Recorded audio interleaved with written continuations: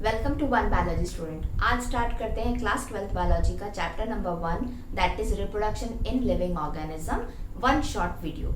इस चैप्टर के ऊपर डिटेल वीडियोस भी अवेलेबल हैं। अगर आपको इन डिटेल में समझना है एक एक टॉपिक को इस चैप्टर में तो आप वो वीडियोस देख सकते हैं। लेकिन अगर आपको ये चैप्टर पहले से समझ में आ चुका है और आप रिवाइज करना चाहते हैं तो ये वीडियो आपके लिए बेस्ट है। एंड तक जरूर देखना क्योंकि पूरा चैप्टर बहुत ही क्विकली मैं आपको समझाऊंगी इजी वे में। तो चलिए स्टार्ट करते हैं आज का वीडियो।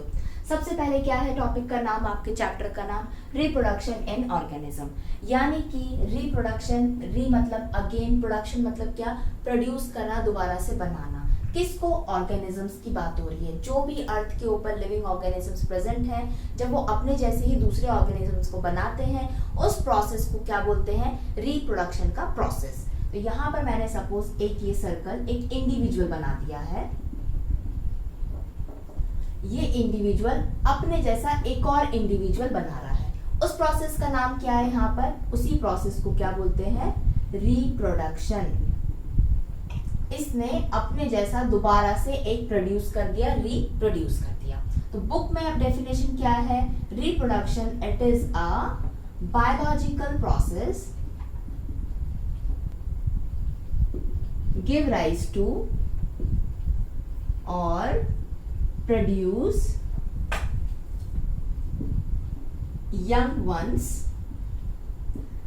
or offsprings। फाइन। तो रिप्रोडक्शन क्या है? एक बायोलॉजिकल प्रोसेस है जिसके अंदर कोई भी लिविंग ऑर्गेनिज्म अपने जैसा दूसरे ऑर्गेनिजम्स को प्रोड्यूस करता है और जो प्रोड्यूस करके आ रहा है उसको क्या बोलते हैं? यंग वंस बोलते हैं या ऑफस्प्रिंग बोलते हैं। तो ये जो हुआ ये क्या हो गया? यंग वंस हो गया या ऑफस्प्रिंग हो गया, राइट। अब यहाँ पर क्या है? जो रिप्रोडक्शन का प्रोसेस है, यहाँ पर कितना इंडिविजुअल है? एक इंडिविजुअल मैंने ड्रॉ किया है, लेकिन कई बार एक से ज्यादा इंडिविजुअल भी पार्टिसिपेट करते हैं रिप्रोडक्शन पे। तो based upon the number of individual participate in this reproduction process, again reproduction is 2 types. कैसे?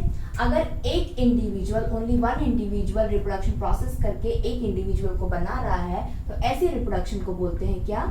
Asexual reproduction. फाइन, डिटेल में हम आगे देखेंगे।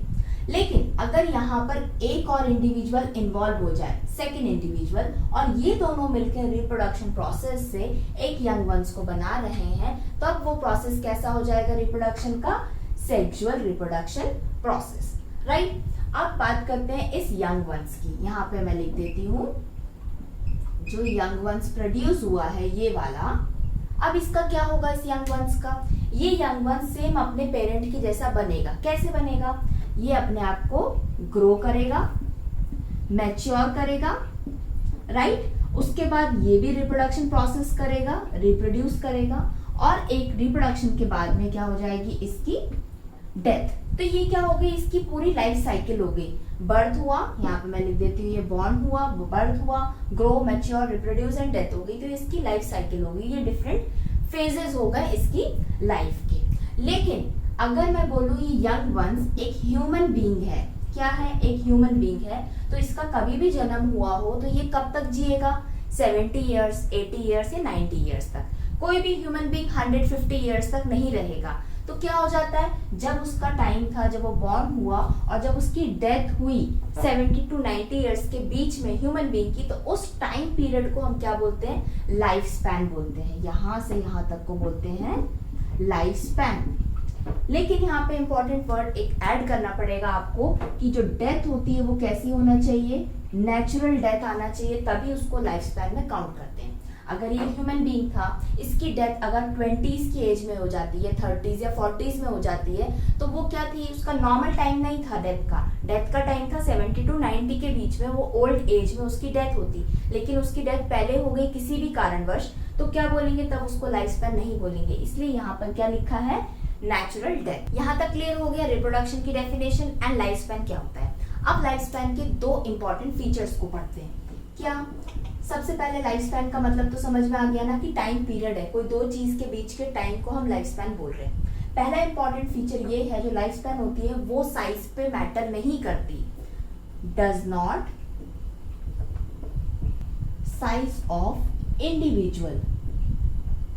अब इसका क्या मतलब है? सपोज ये एक इंडिविजुअल है, ये एक इंडिविजुअल है, ये मैंने लिख दिया, ये है एक पैरेट और ये है एक क्रो। पैरेट एंड क्रो दोनों क्या है? दोनों बर्ड है। दोनों का साइज कैसा है? ऑलमोस्ट सिमिलर है, लेकिन एग्जैक्टली सेम नहीं है। अब इनकी लाइफ स्पैन देखते हैं। जो पैरेट होता है उसकी लाइफ स्पैन होती है 140 ईयर्स टू 150 ईयर्स तक की, और जो एक क्रो होता है उसकी एज होती है 15 से 18 साल, यानी कि ये इसकी लाइफ स्पैन हो गई। किसकी? क्रो की। तो दोनों का साइज सेम है, दोनों बर्ड है, फिर भी एक बर्ड केवल 15 से 20 साल तक जीता है, दूसरा बर्ड 100 भी क्रॉस करके जा रहा है। तो यहाँ पर जो लाइफ स्पैन था, क्या वो साइज पर डिपेंड किया? नहीं डिपेंड किया। उसी तरीके से एक और इम्पॉर्टेंट फीचर क्या है लाइफ स्पैन का? यहाँ पे एक दूसरा एग्जाम्पल भी समझ लेते हैं प्लांट का, या जिसके हम बोल सकते हैं ट्रीज। एक हो सकता है एक मैंगो ट्री और दूसरा लिख दिया यहाँ पे एक पीपल ट्री। मैंगो ट्री और पीपल ट्री दोनों ट्रीज हैं, दोनों का साइज ऑलमोस्ट सेम होता है, लेकिन जो मैंगो ट्री होता है वो 100-150 ईयर्स तक ही रह पाता है, उसकी लाइफ स्पैन होती है। लेकिन जो पीपल का पेड़ होता है वो 1000 ईयर्स तक रहता है, उसकी लाइफ स्पैन बहुत ज्यादा होती है। तो यहाँ पर भी साइज यहाँ पर मैटर नहीं करता, क्योंकि दोनों का साइज सेम है, फिर भी उनकी लाइफ स्पैन कैसी है? डिफरेंट है। सेकेंड इंपॉर्टेंट पॉइंट क्या है लाइफ स्पैन का? कि एक्सट्रीमिटीज, यानी कि अगर कोई एक छोटा सा इंसेक्ट है अर्थ पे, उसकी लाइफ स्पैन हो सकती है 1 डे की। वही हम अगर ह्यूमन बीइंग की बात करें तो उसकी होती है क्या? 70 to 90 ईयर्स की। वही हम ट्रीज की बात करें तो वो 100 ईयर्स से लेके 1000 ईयर्स तक रहते हैं। तो देख रहे हो, लाइफ स्पैन 1 डे का भी हो सकता है, 1000 ईयर्स का भी हो सकता है। तो बहुत जो इसकी रेंज है बहुत ज्यादा वास्ट है, 1 डे से लेके 1000 ईयर्स तक की। राइट? अब ये तो बात हो गई लाइफ स्पैन की। और लाइफ स्पैन में एक और पॉइंट ये है, जैसे कि कॉइन होता है, कॉइन के 2 साइड्स होते हैं, एक हेड होता है तो एक टेल होता है। उसी तरीके से इस अर्थ के ऊपर अगर किसी का बॉर्न यानी किसी का जन्म हुआ है तो उसकी डेथ भी होगी। लाइफ है तो डेथ होगी। लेकिन एक लाइन है, जो सिंगल सेल ऑर्गेनिजम्स होते हैं आर इमॉर्टल। इमॉर्टल का मतलब क्या हुआ? मॉर्टल का मतलब है जिसका जन्म हुआ है, जो मरेगा वो मॉर्टल है। डेथ मतलब मॉर्टल है। Immortal just opposite of death, यानी कि उसकी डेथ नहीं होगी। तो ये लाइन ये बोल रही है कि single cell organisms are immortal. जो सिंगल सेल ऑर्गेनिजम्स होते हैं वो कभी नहीं मरते। पर ऐसा नहीं होता है, जिसकी भी बॉर्न बर्थ जन्म हुआ है उसकी डेथ जरूर होगी। तो सिंगल सेल की क्यों नहीं हो रही है? सिंगल सेल की इसलिए नहीं हो रही है क्योंकि जो सिंगल सेल होता है, सपोज एक ये सेल है, जब ये ग्रो करेगा, मैच्योर करेगा, रिप्रोडक्शन का टाइम आता है, तो रिप्रोडक्शन के बाद होती है डेथ। तो ये सिंगल सेल क्या करता है? रिप्रोडक्शन के टाइम पर ये 2 सेल्स तो बना लेता है, ये दूसरे सेल्स भी बनाता है, ये अपने आप को ही 2 सेल्स में कन्वर्ट कर देता है। मान के चलो इसका रिप्रोडक्शन के टाइम पे डेथ और रीबर्थ साथ में हो जा रहा है। ये सेल रिप्रोड्यूस करके भी एक बाद में एक इंडिविजुअल रह सकता था। लाइक जैसे ह्यूमन बींग्स होते हैं। ह्यूमन बींग्स क्या होते हैं? 2 ह्यूमन बींग होते हैं, मेल एंड फीमेल। देन उनका रिप्रोडक्शन प्रोसेस के बाद में एक न्यू यंग वंस आता है। तो वो दोनों जो यंग पेरेंट होते हैं, वो दोनों यंग वंस का क्या रखते हैं? उनका ध्यान रखते हैं। राइट? तो यहाँ पेरेंट्स भी हैं और बेबी भी। यहाँ तक क्लियर हो गया था। अब देखते हैं रिप्रोडक्शन के types based upon the number of individuals involve. तो जो रिप्रोडक्शन का प्रोसेस है वो अगेन 2 टाइप्स का है। First is asexual reproduction and second is sexual reproduction. Asexual reproduction के अंदर only 1 parent is involve. Clear? Then sexual reproduction के अंदर 2 पेरेंट्स या individuals. Clear? Then second point रहेगा एसेक्सुअल रिप्रोडक्शन के अंदर विथ और विदाउट। यहाँ पे जो पेरेंट है वो गैमेट्स बना भी सकता है, नहीं भी बना सकता है। अगर गैमेट्स बनाएगा तो गैमेट्स इन्वॉल्व हो जाएंगे रिप्रोडक्शन प्रोसेस में, और अगर गैमेट्स नहीं बनाएगा तो गैमेट्स इन्वॉल्व नहीं होगा। उसके बावजूद भी इंडिविजुअल एसेक्सुअल रिप्रोडक्शन करके अपना जैसा दूसरा इंडिविजुअल बना देगा। लेकिन वही दूसरी और सेक्सुअल रिप्रोडक्शन के अंदर गैमेट्स प्रोड्यूस होते हैं। 2 टाइप्स के गैमेट्स प्रोड्यूस होते हैं बिकॉज 2 पेरेंट्स पार्टिसिपेट करते हैं। एक मेल गैमेट होता है एंड फीमेल गैमेट होता है। एक मेल गैमेट होता है तो दूसरा फीमेल गैमेट। क्लियर? अब यहाँ पे एक इंपॉर्टेंट पॉइंट क्या है, थर्ड पॉइंट, एसेक्सुअल रिप्रोडक्शन के अंदर जो एक पेरेंट ने रिप्रोडक्शन प्रोसेस करके यंग वंस बनाया था, वो यंग वंस एक ही नहीं होता है, कई बार बहुत सारे यंग वंस बन सकते हैं। तो वो सारे यंग वंस क्या कहलाते हैं, क्लोन्स कहलाते हैं। ये एक पेरेंट है, सिंगल पेरेंट है, इसने एसेक्सुअल रिप्रोडक्शन करके अपने जैसे दूसरे यंग वंस को बनाया। फाइन, यहाँ पे गैमेट्स बने नहीं बने नहीं पता। तो ये जितने भी यंग वंस हैं इनको हम क्या बोलेंगे, क्लोन्स बोलेंगे। क्यों? क्योंकि ये एग्जैक्टली अपने पूरे पेरेंट की तरह दिखते हैं। क्यों दिखते हैं? क्योंकि यहाँ पे कोई दूसरे पेरेंट, तीसरे पेरेंट का इन्वॉल्वमेंट नहीं है। वहीं दूसरी और अगर हम बात करें सेक्सुअल रिप्रोडक्शन के अंदर क्लोन्स नहीं बनते। यहाँ पे कोई दो पेरेंट है, दोनों इन्वॉल्व करके रिप्रोडक्शन प्रोसेस से उन्होंने एक इंडिविजुअल बनाया, हो सकता है दो इंडिविजुअल बनाए। नेक्स्ट रिप्रोडक्शन प्रोसेस के अंदर वो 3, 4, 5 इंडिविजुअल्स बना सकते हैं। वो सारे यंग वंस जो हैं वो क्लोन्स नहीं होंगे, वो अपने एग्जैक्टली पूरे पेरेंट्स की तरह नहीं दिखेंगे। अगर ह्यूमन बीइंग की बात करें तो हाँ, जो भी अगर बेबी बॉय है, बेबी गर्ल है, कुछ फीचर्स उनके पेरेंट्स से मिलते हैं, लेकिन एग्जैक्टली आप नहीं बोल सकते कि सेम कॉपी है अपनी मम्मी की या कॉपी है अपने पापा की। तो यहाँ पर क्या देखने को मिलते हैं, वेरिएशंस देखने को मिलते हैं। वेरिएशंस क्यों मिलते हैं? क्योंकि मेल अलग होता है, फीमेल अलग होते हैं, दोनों के कैरेक्टर्स मिलके यंग वंस के अंदर आते हैं। राइट? अब डिटेल में समझते हैं किसको, एसेक्सुअल रिप्रोडक्शन प्रोसेस को। अब जो एसेक्सुअल रिप्रोडक्शन है वो कौन कौन करते हैं ऑर्गेनिजम्स, वो सारे एग्जाम्पल्स देखते हैं। देन वो कौन सी मेथड से करते हैं, वो सारी चीजें देखते हैं। सबसे पहले आपकी बुक के अंदर एसेक्सुअल रिप्रोडक्शन हम लोगों को देखनी है एमीबा।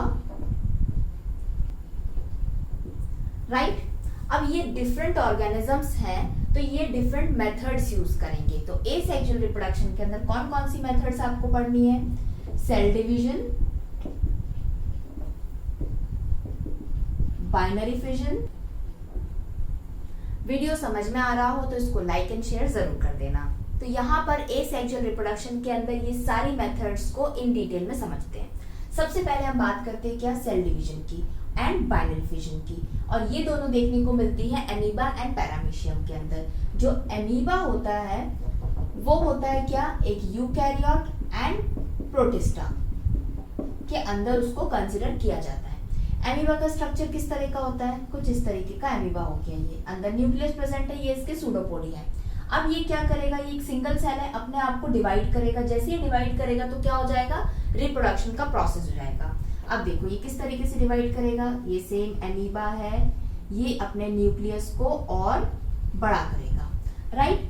उसके बाद में फिर से सेम ये एमीबा की जो न्यूक्लियस है अब काफी इस तरीके से आपको दो दिखाई देने लगेंगे, और फाइनली ये आपको मिल जाएंगे क्या, डॉटर सेल्स, यानी कि डॉटर एमीबास। तो एक एमीबा ने कितने डॉटर सेल्स बनाए, कितने यंग वंस बनाए, दो बनाए, 1 and 2। इसीलिए ये रिप्रोडक्शन प्रोसेस को बाइनरी फिजन भी बोलते हैं। बाई मतलब होता है 2, फिजन हुआ क्योंकि ये एक खुद सिंगल सेल ने अपने आप को ब्रेक कर दिया और दो डॉटर सेल्स बना लिए। तो एमीबा एंड पैरामीशियम जिसका स्ट्रक्चर स्लिपर शेप होता है वो भी सेल डिवीजन करके, बाइनरी फिजन करके रिप्रोड्यूस करता है। राइट? तो जहां पहले हमने एक लाइन पढ़ी थी कि single cell organisms are immortal, तो ये सिंगल सेल एमीबा है, ये एक इंडिविजुअल, एक पेरेंट था, इसने कोई दूसरे अमीबा को नहीं बुलाया क्योंकि ये सेक्सुअल रिप्रोडक्शन नहीं कर रहा है, ये एसेक्सुअल रिप्रोडक्शन कर रहा है, इसलिए सिंगल पेरेंट इन्वॉल्व है। और इसने ये ग्रो किया, मैच्योर हुआ, रिप्रोडक्शन का टाइम आया तो इसने अपने आप को ही दो न्यू सेल्स में बना लिया। तो एक ओल्ड सेल ने अपने आप को न्यू सेल में बना लिया, तो पेरेंट यहाँ पे गायब हो गया, न्यू डॉटर सेल्स आ गई, तो एक तरह से इसका रीबर्थ हो गया, इसलिए वो इमॉर्टल है। तो amoeba and paramecium, cell division and binary fission. Next हम बात करेंगे किसकी, बर्डिंग प्रोसेस की। बर्डिंग वर्ड का मतलब किस तरीके से आप समझ सकते हो, बर्ड यानी कि एक छोटी सी न्यू कोई चीज है, वो बर्ड एक एक्सटर्नल या इंटरनल ग्रोथ हो सकती है। तो आप यहाँ पे बर्ड का मीनिंग समझ लो क्या, ग्रोथ, जो किसी भी इंडिविजुअल कोई बॉडी से निकल कर आ रही है। अगर वो बॉडी के अंदर है तो वो इंटरनल बर्ड है, अगर वो ग्रोथ बॉडी के बाहर है तो वो एक्सटर्नल बर्ड हो गई। तो यहाँ पर बर्डिंग और एसेक्सुअल रिप्रोडक्शन किस टाइप से, सपोज यहाँ पर एग्जाम्पल हम पढ़ेंगे बडिंग के अंदर यीस्ट का, इसको हम क्या बोलते हैं, सैकरोमाइसिस सर्वेसिए, जो एक फंगाई होती है। ये बना दी मैंने एक यीस्ट, जो आपकी बुक में कुछ इसी तरीके से बनी हुई है। ये हो गया उसका न्यूक्लियस। अब ये यीस्ट को क्या करना है, रिप्रोड्यूस करना है, अपने जैसा दूसरा इंडिविजुअल बनाना है। तो ये एसेक्सुअल रिप्रोडक्शन करेगा, बडिंग प्रोसेस से करेगा। तो बर्ड क्या होगा, इसमें से एक ग्रोथ निकल कर आएगी, वो ग्रोथ इसी में अटैच रहेगी और थोड़ा टाइम के बाद में वो डिटैच होकर नीचे आ जाएगी, गिर जाएगी और वो फिर इंडिविजुअल एक नया बना लेगी। ये न्यूक्लियस, यहाँ पर ये एक्सटर्नल ग्रोथ आ गई और ये न्यूक्लियस चला जाएगा यहाँ पर, इस तरीके से डिवाइड होगा क्योंकि उसके पास भी न्यूक्लियस पहुंचना चाहिए। और फाइनली क्या होगा, ये और बड़ा हो जाएगा और इसके पास अलग न्यूक्लियस, इसके पास अलग न्यूक्लियस और यहाँ पे हो गया वैक्यूल। और लास्ट में ये अलग हो जाएगी बर्ड, जिसके पास एक न्यूक्लियस, एक वैक्यूल रहेगा और एक ये पेरेंट और एक ये रहेगा। तो ये क्या था, सपोज पेरेंट इंडिविजुअल यीस्ट था, तो ये हो गया कौन सा, पेरेंट। और ये क्या थी, एक बर्ड थी जो पहले बॉडी से अटैच थी, फिर डिटैच हो गई और बाद में जाके एक new individual, new young ones बन गई। तो यहाँ पर ये हो गई क्या, बर्ड जो कि बन चुकी है एक यंग वंस। तो ये कुछ इस टाइप का दिख रहा है कि यहाँ पर भी सेल डिवीजन हो रहा है, जो यीस्ट था वो अपने आप को डिवाइड कर रहा है, लेकिन बर्डिंग प्रोसेस सेल डिवीजन से काफी डिफरेंट है। सेल डिवीजन में क्या था, जो एक सेल था अमीबा, उसने अपने आप को 2 डॉटर सेल्स में डिवाइड किया, वो इक्वली डिवाइड किया। यहाँ पे अनइक्वल डिवीजन हो रहा है, देखो ये यहाँ पे बर्ड छोटा है, पेरेंट उतना का उतना है, ये बाद में ग्रो करेगा, राइट। दूसरी बात, यहाँ पर जो सेल डिवीजन है बाइनरी फिजन के अंदर, अमीबा के अंदर जो डॉटर सेल्स थी वो अपने पेरेंट से अटैच नहीं थी, लेकिन यहाँ पर जो डॉटर बनी है या यंग वंस बना है वो पहले अपने पेरेंट से अटैच था। अब वो जाके क्या हो रहा है, अलग हो रहा है, तब जाके क्या प्रोसेस हो गया, ये बर्डिंग प्रोसेस हो गया, जो कि टाइप ऑफ एसेक्सुअल रिप्रोडक्शन है। यहाँ पर कोई दूसरा यीस्ट नहीं आया था, सिंगल यीस्ट ने ही अपने जैसा दूसरा एक यीस्ट बना दिया, जो आगे फिर से ग्रो करेगा, मैच्योर करेगा, सेम रिप्रोडक्शन प्रोसेस करेगा और लाइफ कंटिन्यू चलती रहेगी। दूसरा एग्जाम्पल है बर्डिंग का हाइड्रा। हाइड्रा क्या है, हाइड्रा आता है एनिमल किंगडम के अंदर, सीलेंड्रेटा के अंदर, राइट। अब जो हाइड्रा का स्ट्रक्चर है वो कुछ इस टाइप का रहता है, ये हो गया हाइड्रा, ठीक है। अब इस हाइड्रा में क्या हो जाएगी, एक बर्ड फॉर्मेशन, यहाँ पर हो गई ये बर्ड फॉर्मेशन। अब ये बर्ड क्या करेगी आगे चल के, और बड़ी होगी, इसके अंदर भी सेम न्यूक्लियस आएगा और ये अपने पेरेंट से डिटैच हो जाएगी और एक न्यू हाइड्रा बना देगी। आपके बुक के अंदर हाइड्रा को सेम इसी प्रोसेस को फ्रेगमेंटेशन का नाम भी दिया है, जो कि मैंने नेक्स्ट एसेक्सुअल रिप्रोडक्शन की एक मेथड है। लेकिन बर्डिंग एंड फ्रेगमेंटेशन काफी डिफरेंट होता है। फ्रेगमेंटेशन के अंदर हाइड्रा को कंसिडर कर सकते हैं, लेकिन फ्रेगमेंटेशन का एक और एग्जांपल होता है जिसको हम समझ लेते हैं, क्या, स्पाइरोगायरा। स्पाइरोगायरा कुछ इस टाइप का होता है, 2 पैरेलल लाइंस, ये हो गया एक स्पाइरोगायरा, फाइन। अब ये क्या करेगा, रिप्रोडक्शन प्रोसेस करेगा। कौन सी, asexual reproduction by the process of fragmentation. कैसे, फ्रेगमेंटेशन का मतलब क्या होता है, टूटना। तो अब ये स्पाइरोगायरा सपोज यहाँ से 3 जगह से वो ब्रेक हो गया, तो क्या हो गए, ये छोटे छोटे से स्पाइरोगायरा यहाँ पर बन गए, ठीक है। अब ये स्पाइरोगायरा क्या करेगा, इसके पास एबिलिटी होती है कि ये पूरा फिर से यहाँ पे स्पाइरोगायरा बना लेगा इस तरीके से। तो ये हो गया कौन सा प्रोसेस, यहाँ पे रीजनरेशन हो गया। जो ब्रेक हुआ था, ब्रेक होने के बाद छोटे छोटे स्पाइरोगायरास थे, उसमें से रीजनरेशन प्रोसेस हो गया और ये न्यू स्पाइरोगायरास बन गए। तो ये था क्या, पेरेंट। पेरेंट खुद ही ब्रेक हो गया और उसने कितने बना दिए, 1 2 3, डिपेंड करता है उसमें कितने फ्रैगमेंट्स होंगे, उसके according he number of young ones बन जाएंगे। तो यहाँ पे स्पाइरोगायरा फ्रैगमेंटेशन के अंदर आप कंसिडर कर सकते हो। अब यहाँ पर जो मैंने एक पॉइंट बताया कि ये रीजनरेशन प्रोसेस हुआ है यहाँ पर, तो रीजनरेशन प्रोसेस एसेक्सुअल रिप्रोडक्शन के अंदर कंसिडर नहीं करते हैं। अब आप बोलोगे ऐसा क्यों, रीजनरेशन भी तो एक तरह का रिप्रोडक्शन हुआ, इसने अपने जैसा एक दोबारा दूसरा बना दिया, नहीं, इसलिए नहीं किया रीजनरेशन को रिप्रोडक्शन में कंसिडर। अगर हम एक स्टारफिश का एग्जांपल ले लें, ये स्टारफिश है, स्टारफिश भी क्या करती है, अगर उसकी एक आर्म कट हो जाती है तो वो दोबारा से रीजनरेट कर लेती है, राइट। और अगर यही आर्म कहीं पड़ी होती है तो इसमें से भी एक दूसरी स्टारफिश जनरेट होके आ जाती है। तो आप यहाँ पे बोल सकते हो कि हाँ रीजनरेशन का प्रोसेस रिप्रोडक्शन में आप कंसिडर कर सकते हो। लेकिन वही दूसरा एग्जाम्पल है लिजर्ट का, छिपकली भी जब डर में स्ट्रेस में होती है तो वो अपनी पूंछ टेल को तोड़ देती है, अलग कर देती है। तो छिपकली में से दोबारा टेल आ जाती है, लेकिन जो वो अलग हुई वो टेल होती है उसमें से दोबारा से एक न्यू लिजर्ट नहीं आती। तो यहाँ पे रीजनरेशन हुआ नहीं हुआ, तो इसीलिए रीजनरेशन प्रोसेस को रिप्रोडक्शन के अंदर कंसिडर नहीं करते हैं। अब मेथड देखते हैं कौन सी एसेक्सुअल रिप्रोडक्शन की, स्पोरुलेशन। स्पोरुलेशन स्पोर्स फॉर्मेशन हो रहा है इसके अंदर, यानी कि जो ये स्पोर्स बने हैं किसी भी इंडिविजुअल से या स्पोर्स बने हैं किसी भी इंडिविजुअल से, उनमें कैपेसिटी होती है कि वो दोबारा से वही इंडिविजुअल्स को बना देते हैं। सपोज ये एक कोई पेरेंट है या इंडिविजुअल है, इसने कुछ स्पोर्स को रिलीज किया और ये स्पोर्स क्या करेंगे, जर्मिनेट होंगे या और ग्रो करेंगे, मैच्योर करेंगे और सेम टू सेम इसमें के इंडिविजुअल्स बना लेंगे। तो ये प्रोसेस क्या हो गया, स्पोरुलेशन। अब स्पोरुलेशन के अंदर स्पोर्स के एग्जाम्पल कौन कौन से हैं, ज़ूस्पोर्स, यानी कि कोई इंडिविजुअल ज़ूस्पोर्स को बना रहा है, जो ज़ूस्पोर्स आगे ग्रो करके एक इंडिविजुअल बना देंगे। Then conidia, then gemmules. इसको याद करने के लिए क्या है, अगर आप जू में गए हैं तो ज़ूस्पोर हो गया, वहां पे आपने कोन वाली आइसक्रीम खाई है तो कोनिडिया हो गया। देन आपने वहां पे जेम्स खाई है कैडबरी की तो जेम्यूल्स हो गए। फर्स्ट हम किसको देखते हैं, ज़ूस्पोर्स को। ज़ूस्पोर्स कहाँ देखने को मिलते हैं, ज़ूस्पोर्स देखने को मिलते हैं एल्गी के अंदर, जिसका नाम है क्लैमीडोमोनास, राइट। उसका स्ट्रक्चर कुछ इस टाइप का होता है, ये हो गई। इसके अंदर प्रेजेंट होते हैं क्या, ये स्पोर्स, ये जो है इनको बोलते हैं ज़ूस्पोर्स, और ये जो पूरी बनी हुई है ये बनी है एल्गी क्लैमिडोमोनास। अब ये जो ज़ूस्पोर्स होते हैं इनका नेचर कैसा होता है, इनका नेचर होता है मोटाइल।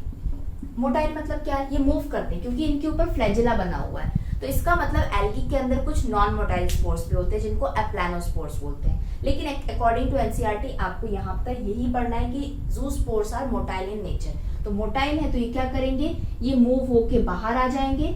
जैसे ही बाहर आ जाएंगे तो इनको इनकी फेवरेबल कंडीशंस मिल जाती है, तो एग्जैक्टली अपने पेरेंट जैसे हो जाते हैं। तो यहाँ स्पोर्स फॉर्म करके इस एल्गी ने एसेक्सुअली रिप्रोड्यूस करके अपनी जैसी और एल्गीज को बना लिया।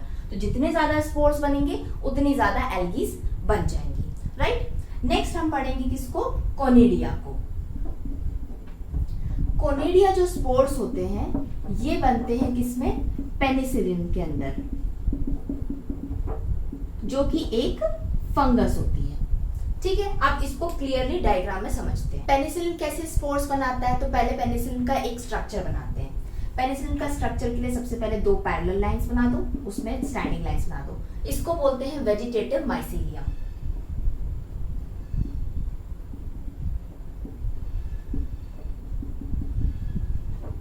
ठीक है, अब इसमें से यहां पर कुछ खिंचे हुए हार्ट के टाइप में आप बना दो एक कोनिडियोफोर।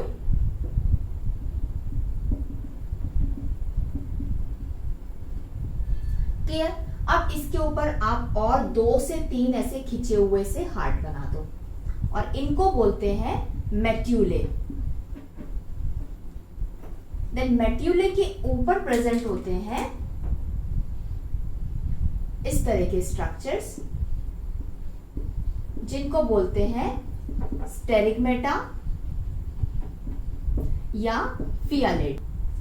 क्लियर, यहां तक हो गया। 2 पैरेलल लाइन बना के वेजिटेटिव माइसीलियम, कोनिडियोफोर, मेट्यूले, स्टेरिगमेटा या फियालिड। इनके ऊपर प्रेजेंट होते हैं क्या, स्पोर्स। ये हो गए स्पोर्स। तो ये हो गया एक पेनिसिलिन का स्ट्रक्चर। तो जो नीचे वाले स्पोर्स होते हैं वो इमेच्योर होते हैं और ऊपर वाले स्पोर्स कैसे होते हैं, मैच्योर स्पोर्स होते हैं। तो मैच्योर स्पोर क्या करते हैं, आ जाते हैं अलग, पेनिसिलिन से हो जाते हैं वो अलग। ये आ गया एक स्पोर, राइट। अब ये स्पोर क्या करेगा, जर्मिनेट करेगा।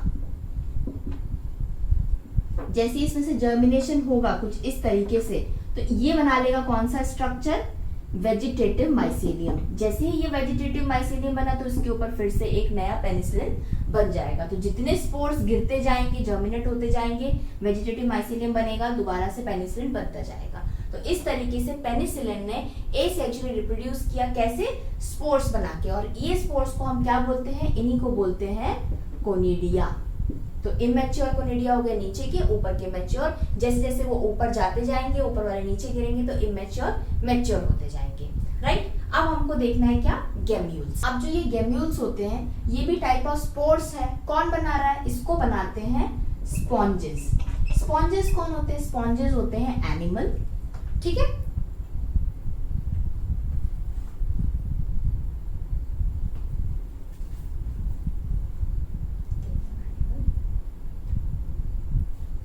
जो पॉलीफेरा फाइलम के अंदर आते हैं।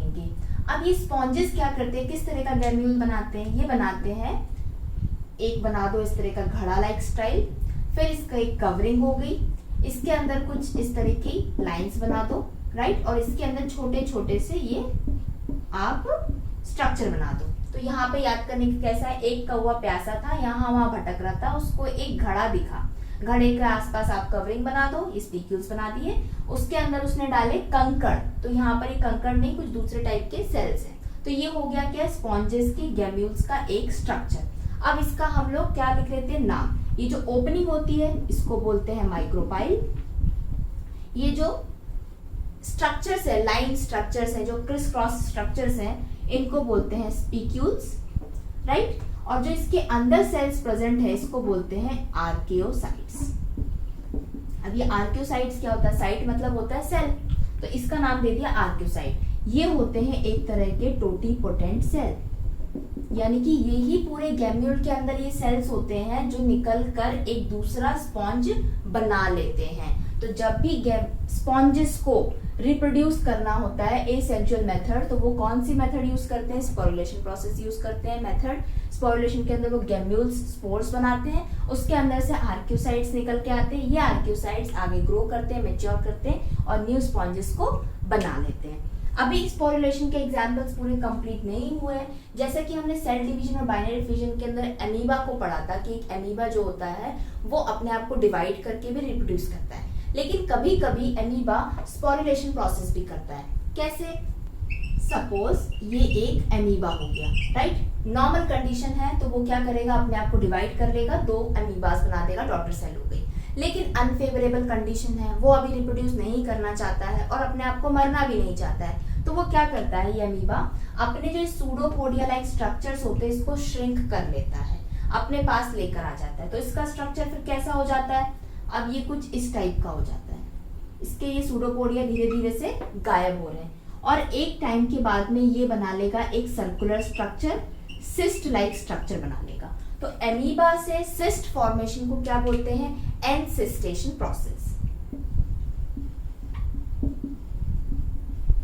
तो एनसिस्टेशन किसने किया? एमीबा ने किया। अब क्या होगा? ये सिस्ट है, ये 1, 2 एंड 3 लेयर कवर करके बचा के रखती है एमीबा को, राइट। अब ये जो सिस्ट होती है, फेवरेबल कंडीशन आती है जब एमीबा रिप्रोड्यूस करता है तो ये बर्स्ट हो जाती है, मल्टीपल फिजन हो जाते हैं इसके, राइट। अब इसका मल्टीपल फिजन हो जाएगा, फिजन मतलब क्या होता है? टूटना। जैसे ये टूटेगा तो छोटे छोटे से क्या बन जाते हैं? सूडोपोडियोस्पोर्स। सूडोपोडियोस्पोर्स।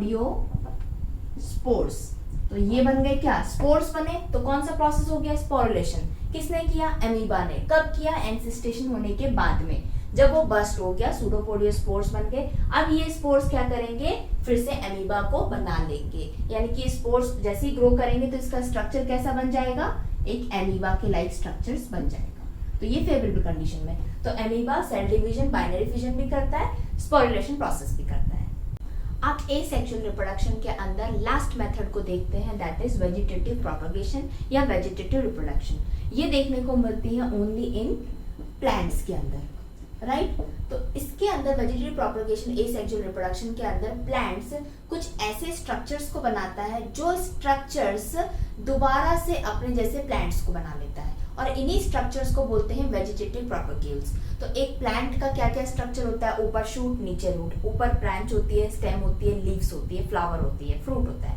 नीचे क्या होता है, रूट होता है। अगर एक प्लांट को दूसरा प्लांट बनाना है तो क्या होता है, उस प्लांट में से फ्लावर आता है, देन फ्रूट बनता है, उस फ्रूट के अंदर सीड्स होते हैं, उससे एक न्यू प्लांट आ जाता है, राइट। तो वो सीड से दूसरा प्लांट आ रहा है। लेकिन अगर फ्लावर और फ्रूट दोनों ना आए उस प्लांट के अंदर और बाकी कोई भी पार्ट को यूज करके आप दूसरा प्लांट बना लो, तो ऐसी मेथड को हम बोलते हैं क्या, asexual reproduction. Like rose plant होता है, जो रोज का प्लांट है उसके आप स्टेम को कट करो, मिट्टी में लगा दो, दूसरा एक रोज प्लांट आ जाएगा। क्योंकि फ्लावर्स के अंदर जो छोटे छोटे पोलेंस होते हैं या कहें जो सीड्स होते हैं वो रोज प्लांट को नहीं बना पाते, वो इतने वायबल नहीं होते।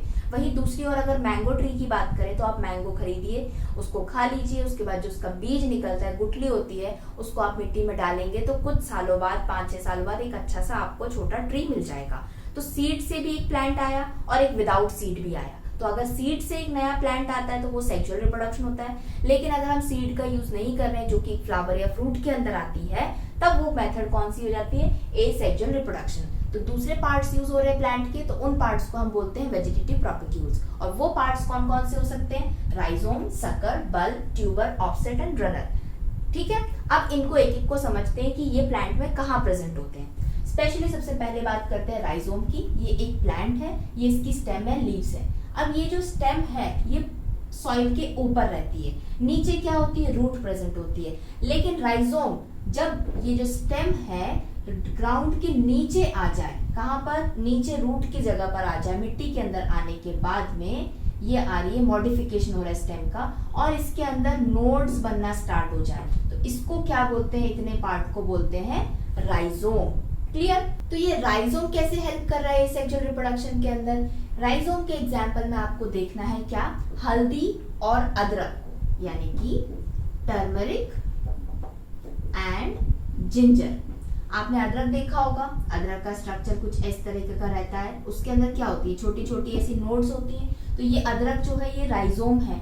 अदरक का जो प्लांट होता है, ऊपर की तरफ में अदरक निकल कर नहीं आता। अदरक क्या होता है, इसी की स्टेम नीचे मॉडिफाई होती है, ये फूल जाती है, जितनी बड़ी बड़ी होता है उतना बड़ा बड़ा अदरक जिंजर निकल के आता है। तो राइजोम एक मॉडिफाइड स्टेम है, और जो जिंजर है वो क्या है, एक राइजोम है, एक मॉडिफाइड अंडरग्राउंड स्टेम है। सेम उसी तरीके से जो हल्दी होती है, जो पाउडर फॉर्म में हम यूज करते हैं, पहले वो काफी अदरक की तरह ही ऐसे सॉलिड फॉर्म में होती है, देन उसको ड्राई करके पाउडर के रूप में यूज करा जाता है। क्लियर यहाँ तक राइजोम। तो राइजोम क्या हो गया, एक वेजिटेटिव प्रोपेग्यूल, एक प्लांट का ऐसा स्ट्रक्चर हो गया जिससे कि एक नया प्लांट निकल के आएगा। कैसे, अभी तो हमने बात करी केवल ये टर्मरिक की, जिंजर और टर्मरिक की। अब ये जिंजर को अगर आप इसी मिट्टी में लगा देंगे तो क्या होगा, उसमें से एक नया प्लांट निकल के आ जाएगा। तो क्या ये टर्मरिक जिंजर के प्लांट ने कोई सीड दिया, कोई फ्रूट दिया, नहीं दिया, आपको सीधा ये जिंजर दिया और ये जिंजर को ही मिट्टी में लगा दिया। तो इस नोड्स में से दूसरे प्लांट्स निकलकर आ जाते हैं। तो जिंजर हो गया एक राइजोम, जो राइजोम एक दूसरे नए प्लांट्स को दे सकता है। अब नेक्स्ट बात करते हैं क्या, सकर की। ये एक प्लांट हो गया, इसकी स्टेम हो गई जो कि ग्राउंड के ऊपर है मिट्टी के। जब ये अगेन स्टेम नीचे आ रही है मॉडिफाई होकर, ठीक है, अंडरग्राउंड स्टेम हो चुकी है अब इस स्टेम में से लैटरली दूसरा एक छोटा सा प्लांटलेट आ रहा है या बर्ड आ रहा है, तब इस पार्ट को हम क्या बोलते हैं, सकर बोलते हैं। ऐसा कब देखने को मिलता है, एप्पल एंड बनाना प्लांट के अंदर। एप्पल, अगर आप सोचो कि मुझे बनाना का प्लांट लगाना है, तो आप बनाना लेके आओगे, बनाना को खा लोगे, उसमें सीड्स निकलते नहीं निकलते। बनाना के अंदर सीड्स होते हैं, जो ब्लैक ब्लैक कलर के छोटे डॉट्स होते हैं वो उसके सीड्स होते हैं, लेकिन वो इतने छोटे होते हैं कि आप उसको मिट्टी में लगा के दूसरा बनाना प्लांट नहीं कर सकते। तो आप क्या करोगे, तो बनाना जो ट्री होता है उसी में नीचे की तरफ में जो उसकी मॉडिफाइड स्टेम होती है, उधर से ही एक छोटा सा प्लांट आप निकाल सकते हो और उसी प्लांट को दूसरी जगह लगा दो तो एक नया बनाना ट्री आ जाता है। उसी तरीके से एप्पल्स के साथ भी किया जा सकता है, लेकिन एप्पल सीड्स भी प्रोवाइड करता है और इस तरीके से सकर के थ्रू भी वो एसेक्सुअल रिप्रोड्यूस करके दूसरे एप्पल ट्रीज या प्लांट्स को बना सकता है। राइट। अब बात करते हैं किसकी, बल्ब की। बल्ब का सुनते ही क्या दिमाग में आता है, बल्ब, यानी कि बल्ब लाइक स्ट्रक्चर, कुछ स्पेरिकल स्ट्रक्चर है। तो यहाँ पर वही होता है, जो ये प्लांट होता है उसकी जो स्टेम होती है ये नीचे जाने के बाद में मॉडिफाई होती है, किस तरीके से, बल्ब लाइक स्ट्रक्चर में। और इस बल्ब लाइक स्ट्रक्चर में से नीचे से निकल आती है क्या, रूट्स। और ये स्ट्रक्चर कैसा दिख रहा है आपको, थोड़ा थोड़ा ऑनियन जैसा, राइट, प्याज और गार्लिक यानी कि लहसुन जैसा। लेसन भी कुछ इस टाइप का रहता है, उसमें भी ऐसी छोटी छोटी सी रूट्स निकली होती है। तो गार्लिक और ऑनियन जो है वो मिट्टी के नीचे बनते हैं। तो ये क्या हो गया, वेजिटेटिव प्रोपेग्यूल हो गया। आप एक ऑनियन को मिट्टी में डाल दोगे तो दूसरा ऑनियन प्लांट आ जाएगा। सेम उस तरीके से गार्लिक को डाल दोगे तो दूसरा गार्लिक प्लांट आ जाएगा। तो ये अंडरग्राउंड स्टेम मॉडिफाई हो गई बल्ब लाइक स्ट्रक्चर में। और ये हो गया क्या, एसेक्सुअल रिप्रोडक्शन। कैसे, इस ऑनियन की कोई सीड्स नहीं थे, खुद ऑनियन ही डाल दिया तो वो ऑनियन प्लांट आ गया। वैसे ऑनियन के अलग से सीड्स भी आते हैं, जब ऑनियन का ऊपर फ्लावर आता है तो वो दोनों मेथड यूज करके रिप्रोड्यूस कर। अब बात करते हैं ट्यूबर की। ट्यूबर क्या होता है, जब एक प्लांट की जो स्टेम होती है नीचे जाने के बाद में मॉडिफाई हो रही है, वो क्या हो रही है, मॉडिफाई। इसमें से अब अंडरग्राउंड स्टेम में से छोटी छोटी सी ब्रांचेस निकल के आ रही हैं, राइट, ये ब्रांचेस आ रही हैं। अब अगर इन ब्रांच के ऊपर फूड का डिपोजिशन हो जाता है, सपोज ये ऐसा फूड डिपॉजिट हो रहा है यहाँ पर, तो ये क्या बन रहा है, इस प्लांट के फ्रूट्स बन रहे हैं। इसका एग्जाम्पल है पोटैटो। तो पोटैटो आपको प्लांट के ऊपर वाले पार्ट में नहीं मिलता है, मिट्टी के ऊपर। पोटैटो प्लांट के नीचे, मिट्टी के नीचे जब आप प्लांट को उखाड़ते तो आपको पोटैटोज मिलते हैं। तो पोटैटोज क्या होते हैं, वो ट्यूबर होता है, यानी कि प्लांट की स्टेम का मॉडिफाइड स्ट्रक्चर होता है। और इस पोटैटो को जब आप घर में काफी दिन तक रखे रहो तो इसमें से छोटी छोटी सी बर्ड्स आ जाती है, व्हाइट कलर की होती है। और वो वाले पोटैटो को जिसमें बर्ड निकली हुई है उसको आप मिट्टी में डाल दोगे तो एक नया पोटैटो प्लांट आ जाएगा। तो यही कहने का मतलब है कि एसेक्सुअली रिप्रोड्यूस किया किसने, पोटैटो ने, यानी कि जो वेजिटेटिव प्रोपेग्यूल है, ट्यूबर जो एक पोटैटो है, उसने भी एसेक्सुअली रिप्रोड्यूस करके एक प्लांट, पोटैटो प्लांट ट्यूबर के थ्रू आ गया। क्लियर। अब बात करते हैं ऑफसेट की। ऑफसेट क्या है, सेम एक प्लांट है लेकिन ये मिट्टी के ऊपर नहीं लगा हुआ है, ये लगा हुआ है पानी के अंदर। तो यहाँ पर मैं क्या बना देती हूँ, ये हो गया वाटर, राइट। अब यहाँ पर क्या होगा, इसकी जो नीचे रूट है वो मॉडिफाई नहीं हो रही है। यहाँ पे यही जो स्टेम है ये ऊपर की तरफ में ही क्या करेगी, मॉडिफाई होगी, इस तरीके से मूव करेगी, हॉरिजॉन्टली मूव करेगी, काफी थिक होगी ये, राइट। अब इस थिक स्टेम में से क्या होता है, दूसरी लीव्स स्टेम आना शुरू हो जाते हैं। जब कुछ इस तरीके का आना शुरू हो जाए तो ये क्या हुआ, रिप्रोडक्शन हुआ। इस ऑफसेट, इस प्लांट ने अपने जैसे दूसरे प्लांट को रिप्रोड्यूस किया। क्या सीड्स का यूज किया, नहीं। कोई फ्लावर का यूज किया, नहीं। कोई फ्रूट का यूज किया, नहीं। किसने, ब्रांच ने, इसी प्लांट की ब्रांच ने। तो वो एक ब्रांच क्या हो गया, वेजिटेटिव प्रोपेग्यूल। लेकिन एग्जैक्टली हम बात करें इस ब्रांच को, तो ये जो है स्टेम में से निकली है, हॉरिजॉन्टली जा रही है, तो इस ब्रांच को हम क्या बोलते हैं, ऑफसेट बोलते हैं। क्लियर। ऑफसेट का एग्जाम्पल है वाटर हाइसिंथ, जिसको टेरर ऑफ बंगाल भी कहते हैं। इसलिए कहते हैं क्योंकि ये वाला जो प्लांट है अगर किसी भी पॉन्ड या लेक के अंदर आ जाता है तो इसको किसी भी चीज की जरूरत नहीं है रिप्रोडक्शन प्रोसेस के लिए। इसकी ब्रांच से इतने सारे प्लांट्स आ जाते हैं तो पूरी लेक या पॉन्ड जो होता है वो पूरी तरीके से इसी वाटर हाइसिंथ प्लांट से भर जाता है। और ये सारा जो न्यूट्रिएंट होता है, ऑक्सीजन होता है, वो रिवर या पॉन्ड या लेक का ले लेता है। बाकी जितने भी ऑर्गेनिजम्स प्रेजेंट हैं लेक या पॉन्ड के अंदर उनको वो नहीं मिल पाती है, इस कारण से वो उनकी डेथ हो जाती है। इसलिए इसको टेरर ऑफ बंगाल बोला गया, क्योंकि बंगाल में मोस्टली जो लेक्स और पॉन्ड्स थे वो इसी कारण से डिस्ट्रॉय हो गए थे, क्योंकि उसके अंदर वाटर हाइसिंथ ने बहुत ज्यादा एसेक्सुअली रिप्रोड्यूस करके अपनी जो अमाउंट था वो बढ़ा लिया था। अब बात करते हैं किसकी, रनर की। रनर वर्ड सुनते ही क्या दिमाग में आता है, कुछ दौड़ लगाने वाली चीज। तो यहाँ पर क्या हो रहा है, ये जो प्लांट है कोई जिसकी मैंने लीव्स अभी तक नहीं बनाई है, उस प्लांट की जो एक ब्रांच होती है, ये ब्रांच जैसे ही यहाँ ग्राउंड टच करती, यहाँ से ये मूव होना स्टार्ट हो जाती है। जैसे कि ये ब्रांच हो रही थी, अभी नीचे की बात नहीं हो रही है, यहाँ पर रूट सिस्टम की बात नहीं हो रही है, ये ब्रांच ऊपर ही आगे दौड़ना शुरू कर दे रही है। इसके कंपैरिजन में काफी ये थिन होती है, राइट।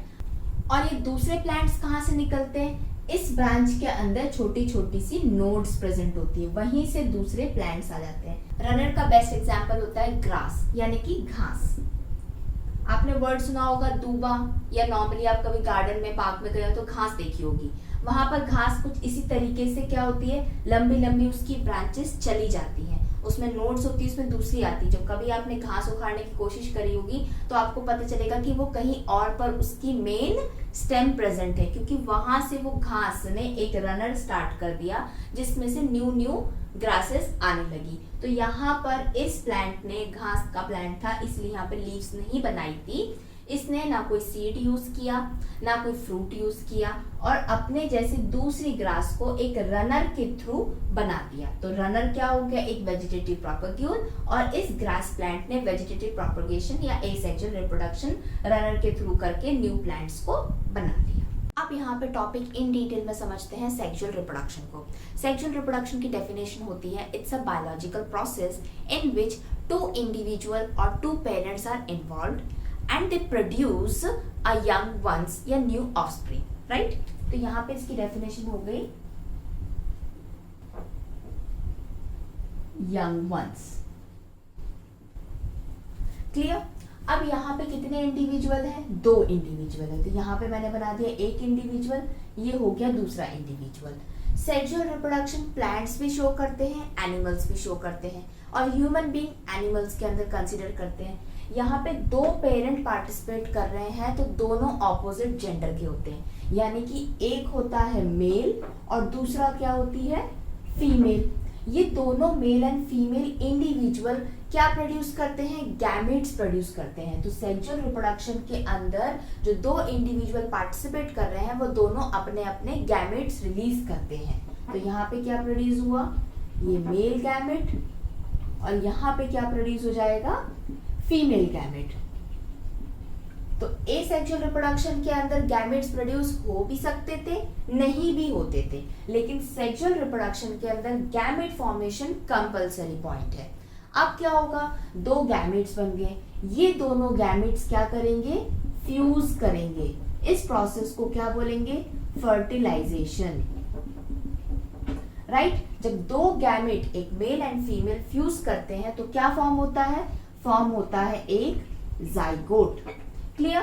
देन ये जाइगोट क्या है, काफी छोटा है। अब ये जाइगोट ग्रो करेगा, मैच्योर होगा। ये जैसे ही ग्रो करेगा तो ये बन जाएगा एक embryo by the process of embryogenesis. Then इस एम्ब्रियो का क्या होगा, ये बन जाएगा एक इंडिविजुअल और ग्रो करके, जो कि कैसा होगा, अपने पेरेंट की तरह, थोड़ा मेल पेरेंट की तरह, थोड़ा फीमेल पेरेंट की तरह, राइट। तो ये होता है पूरा एक सेक्सुअल रिप्रोडक्शन का प्रोसेस। तो सेक्सुअल रिप्रोडक्शन को आप 3 पार्ट में डिवाइड कर सकते हो, यानी कि 3 इवेंट्स में हम उसको पढ़ सकते हैं। पहला इवेंट क्या होता है, फर्टिलाइजेशन से पहले का इवेंट। पहले क्या बन रहे हैं, गैमेट्स प्रोड्यूस हो रहे हैं, तो प्री फर्टिलाइजेशन इवेंट हो गया। ये मैं यहाँ लिख देती हूँ, प्री फर्टिलाइजेशन इवेंट, जिसके अंदर गैमेट्स प्रोड्यूस होंगे by the process of gametogenesis. Then second event क्या हो जाएगा, फर्टिलाइजेशन, जिसके अंदर दोनों गैमेट्स फ्यूज हो जाएंगे। और थर्ड जो यानी कि पोस्ट फर्टिलाइजेशन इवेंट्स में क्या आ जाएगा, एम्ब्रियोजेनेसिस का प्रोसेस, जिसमें जाइगोट जो फॉर्म हुआ है फर्टिलाइजेशन के बाद में वो एम्ब्रियो बनेगा और वो बाकी जाके इंडिविजुअल बनेगा। तो ये सेक्सुअल रिप्रोडक्शन का प्रोसेस प्लांट्स भी शो करते हैं, एनिमल्स भी शो करते हैं। तो अपने लाइफ स्पैन में प्लांट्स एंड एनिमल्स कब सेक्सुअल रिप्रोडक्शन करते हैं, क्या प्लांट्स जर्मिनेट हुआ, एक सीड छोटा सा बेबी प्लांटलेट बन गया, क्या वो तभी रिप्रोडक्शन प्रोसेस करेगा, नहीं। एक एनिमल है, उसका भी बर्थ हुआ है, क्या वो उसी समय या कुछ दिनों बाद ही रिप्रोडक्शन प्रोसेस कर सकता है, नहीं। कोई भी ऑर्गेनिज्म जब उसका बर्थ होता है, राइट, पहले उनके पेरेंट्स में जो भी रिप्रोडक्शन प्रोसेस हुआ, चाहे वो एसेक्सुअल हो या सेक्सुअल रिप्रोडक्शन हो, तो वो जो एम्ब्रियो से इंडिविजुअल यंग वंस बनता है, वो यंग वंस क्या करता है और ग्रो करता है, मैच्योर होता है, वो अपनी लाइफ के एक फेज में आता है जिसको बोलते हैं क्या, रिप्रोडक्टिव फेज। उसी फेज के अंदर वो यंग वंस क्या कर सकता है, अपने पेरेंट्स की तरह रिप्रोड्यूस कर सकता है। तो वो फेज प्लांट्स में अलग आता है, ह्यूमन बीइंग्स एनिमल्स में अलग आता है। अगर हम ह्यूमन बीइंग्स की बात करें तो जो एनिमल में कंसीडर करते हैं, तो ह्यूमन बीइंग अगर कभी भी एक बेबी बॉर्न होता है तो वो क्या 1 डे का हुआ, तो वो ईयर बाय ईयर अपने आप को ग्रो करता है। 10 इयर्स तक की एज में भी जो बेबी बॉय हो या बेबी गर्ल हो, वो उसके जेंडर तो हमें पता होते हैं कि वो मेल है वो फीमेल है, बट उसके जो रिप्रोडक्टिव पार्ट्स होते हैं वो पूरी तरीके से डेवलप नहीं होते हैं रिप्रोडक्शन प्रोसेस के लिए। जैसे ही 10 की एज कंप्लीट हो जाती है, 11, 12, 13, 14 की एज में आ जाते हैं ह्यूमन बीइंग्स, तो वो एज स्टार्ट हो जाती है प्यूबर्टी की।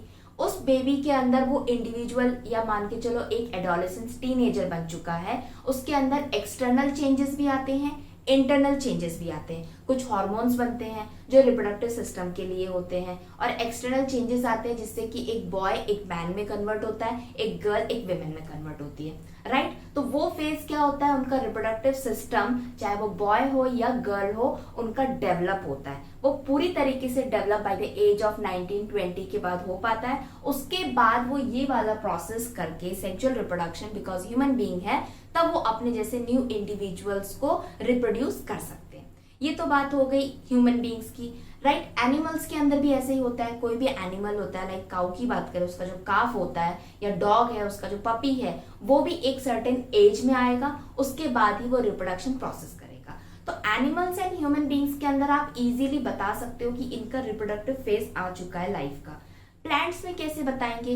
प्लांट्स का सबसे सिंपल वे होता है, कोई भी प्लांट के अंदर जब भी फ्लावर्स आ जाते हैं तो समझ जाओ कि उनका रिप्रोडक्शन स्टार्ट हो सकता है। यानी कि जो उनका फ्लावर है प्लांट का, वो एक रिप्रोडक्टिव पार्ट है। उसके अंदर ही उसका मेल या फीमेल जो भी रिप्रोडक्टिव ऑर्गन होगा वो प्रेजेंट होगा। अगर एक छोटा सा प्लांट है, उसमें फ्लावर नहीं आया है, तो वो रिप्रोड्यूस नहीं कर सकता सेक्सुअली। अगर आप एसेक्सुअली उसको रिप्रोड्यूस कराना चाहते हो तो उसके प्लांट के कोई भी पार्ट से जो डिफरेंट टाइप की मेथड्स होती हैं एसेक्सुअल रिप्रोडक्शन में, वो यूज करी जाती है। तो अब यहाँ पर हम क्या देखते हैं, प्लांट्स और ह्यूमन बीइंग्स एंड एनिमल्स अपनी लाइफ में कब रिप्रोड्यूस कर सकते हैं। सपोज सेक्सुअल रिप्रोडक्शन प्रोसेस करके कोई एक न्यू इंडिविजुअल का क्या हुआ है, बर्थ हुआ है, जन्म हुआ है, वो बॉर्न हुआ है, राइट। ये वो एक यंग वंस हो गया। अब ये क्या करेगा, ग्रो करेगा। ग्रो करने के बाद क्या करेगा, मैच्योर करेगा। तो मैं यहाँ लिख देती हूँ, ग्रो हो रहा है, मैच्योर हो रहा है। मैच्योर कब हो जाएगा वो, जब वो रिप्रोडक्शन प्रोसेस कर सकता है, तब उसकी मैच्योरिटी लेवल आ चुकी है। तो अब यहाँ पर ये जो चीज है, ये जो इंडिविजुअल है, वो क्या प्रोसेस कर सकता है, रिप्रोडक्शन प्रोसेस कर सकता है। अभी ये इंडिविजुअल हमें नहीं पता है कि वो प्लांट है, कि वो एक एनिमल है, कि ह्यूमन बीइंग है, राइट। रिप्रोडक्शन प्रोसेस होने के बाद में क्या आ जाती है, उसकी एक एज आ जाती है, जिसको हम बोलते हैं क्या, सेनेसेंस, यानी कि बुढ़ापा आ जाता है। उसके बाद में उसकी डेथ हो जाती है। तो ये क्या होता है, ये एक लाइफ साइकिल है पूरी। और एक नॉर्मल इंडिविजुअल है, उसकी नॉर्मल टाइम पे नेचुरल डेथ हुई है, तो वो क्या हो गया, उसकी लाइफ स्पैन हो गई, राइट। अगर मैं ये बोलूं, ये जो यंग वंस था, ये एक ह्यूमन बीइंग है। कौन है ये, एक ह्यूमन बीइंग है। तो वो क्या कर रहा है, ग्रो कर रहा है, मैच्योर हो रहा है। जब उसकी प्यूबर्टी की एज आ रही है, लाइक 11 to 14 ईयर्स के बीच में उसकी एज स्टार्ट हो रही है मैच्योरिटी की, और बाय द एज ऑफ 19-20 वो पूरी तरीके से मैच्योर हो गया है, तब वो क्या कर सकता है, रिप्रोडक्शन प्रोसेस कर सकता है। तो वो टाइम पीरियड जब उसकी बर्थ से लेके जब तक वो मैच्योर नहीं हुआ है, जो ग्रोथ का टाइम है, इस फेज को क्या बोलते हैं, juvenile phase. Clear. Juvenile phase में जो भी एक यंग वंस है वो अपने आप को ग्रो कर रहा है। फिर क्या आ जाएगा, उसका आ जाएगा रिप्रोडक्टिव फेज। इस फेज के अंदर अगर वो ह्यूमन बीइंग है तो वो सेक्सुअल रिप्रोडक्शन प्रोसेस कर सकता है। देन रिप्रोडक्टिव फेज के बाद आता है सेनेसेंस, और उसके बाद हो जाती है क्या, डेथ। तो ये क्लियर हो गया, रिप्रोडक्टिव फेज एज वाइज हम ह्यूमन बीइंग में डिटेक्ट कर सकते हैं। सेम एनिमल के अंदर भी क्या होता है, जुवेनाइल फेज होता है। कोई भी बेबी एनिमल है वो ग्रो करेगा, जब उसका रिप्रोडक्टिव फेज आएगा, रिप्रोड्यूस करेगा, सेनेसेंस होगा, उसकी डेथ हो जाएगी। तो ये लाइफ साइकिल कंप्लीट हो गई।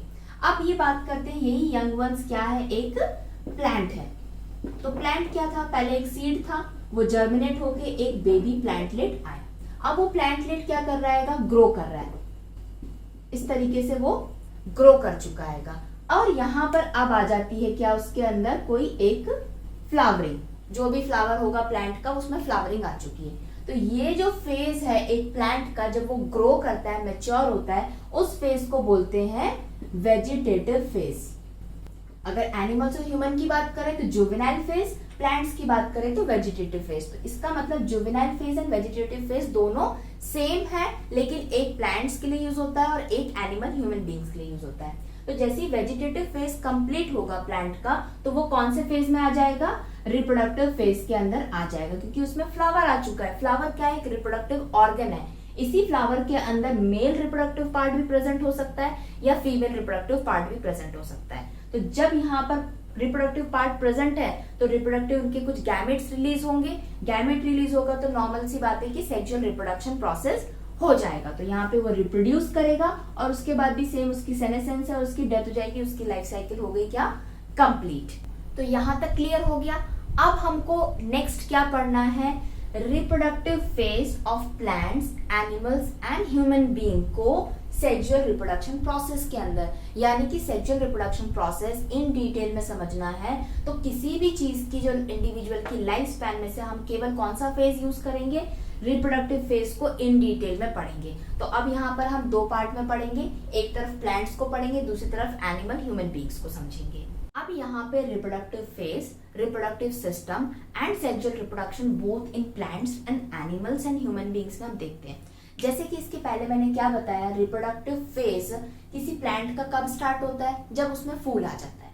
रिप्रोडक्टिव फेज एक एनिमल ह्यूमन बीइंग्स में कब स्टार्ट होता है, जब उनकी एक एज आ जाती है, उनके अंदर कुछ अलग कैरेक्टर्स दिखने लगते हैं। सबसे पहले बात करते हैं प्लांट की। अगर एक प्लांट में एक फूल आ गया तो आपने समझ लिया कि इसका रिप्रोडक्टिव फेज आ गया। अब ये रिप्रोडक्शन कौन सी प्रोसेस से कर सकता है, सेक्सुअल रिप्रोडक्शन कर सकता है। तो केवल जो एक प्लांट होता है वो साल में एक ही बार फूल देता है, या कुछ प्लांट ऐसे होते हैं जो साल में कई बार फूल देते हैं, या कुछ प्लांट ऐसे होते हैं केवल साल में 2 बार फूल देते हैं। तो प्लांट जितनी बार फ्लावर देगा समझो उतनी बार वो रिप्रोडक्शन प्रोसेस करता है। इस बेसिस पे किसी भी प्लांट्स को अगेन हम 2 टाइप्स में डिवाइड करते हैं। कैसा, कुछ एक ऐसे प्लांट्स होते हैं जो अपनी पूरी लाइफ में एक बार फूल देते हैं, तो ऐसे प्लांट्स को हम क्या बोलते हैं, मोनोकार्पिक। अगर वो पूरी लाइफ में एक बार फूल दे रहे हैं तो इसका मतलब वो एक बार ही रिप्रोडक्शन प्रोसेस कर रहे हैं, दैट इज सेक्सुअल रिप्रोडक्शन। तो यहाँ पे मैं क्या लिख देती हूँ, मोनोकार्पिक। कौन से प्लांट्स हो गए, ऐसा प्लांट जिसके अंदर केवल एक बार फूल आता है पूरी लाइफ में, और एक बार फूल आया, उसने रिप्रोड्यूस किया और वो उसकी डेथ हो गई प्लांट की। लेकिन ऐसे भी प्लांट्स होते हैं जो अपनी पूरी लाइफ में बार बार फूल देते रहते हैं, तो वो प्लांट्स को हम क्या बोलते हैं, पॉलीकार्पिक। तो रिप्रोडक्टिव फेज पॉलीकार्पिक प्लांट्स के अंदर बार बार आता है क्योंकि उसको बार बार फूल देता है। रिप्रोडक्टिव फेज मोनोकार्पिक प्लांट्स के अंदर एक बार आता है क्योंकि वो अपनी पूरी लाइफ में एक बार फूल देता है। अब अगेन यहाँ पे डिवाइड करते हैं मोनोकार्पिक को 2 पार्ट में। क्यों, अगर कोई एक प्लांट एक साल में एक बार फूल दे रहा है तो वैसे प्लांट्स को हम बोलते हैं annual monocarpic plants. Annual plants, तो ये प्लांट्स क्या कर रहेंगे, एक साल में खत्म हो जाते हैं। एग्जाम्पल में हम क्या समझते हैं, सपोज मोनोकार्पिक एनुअल प्लांट्स के बारे में आपको समझना है। कोई एक सीड था, आपने जनवरी में उसको बो दिया मिट्टी के अंदर, मार्च तक वो प्लांट बन गया, थोड़ा और बड़ा हो गया, अप्रैल मई के अंदर उसमें एक फ्लावर आ गया, उसने रिप्रोडक्शन प्रोसेस किया, अपने जैसे दूसरे प्लांट को बना लिया बाय द एंड ऑफ सितंबर, और उसके बाद एज हो गई, अक्टूबर में उसकी डेथ हो गई।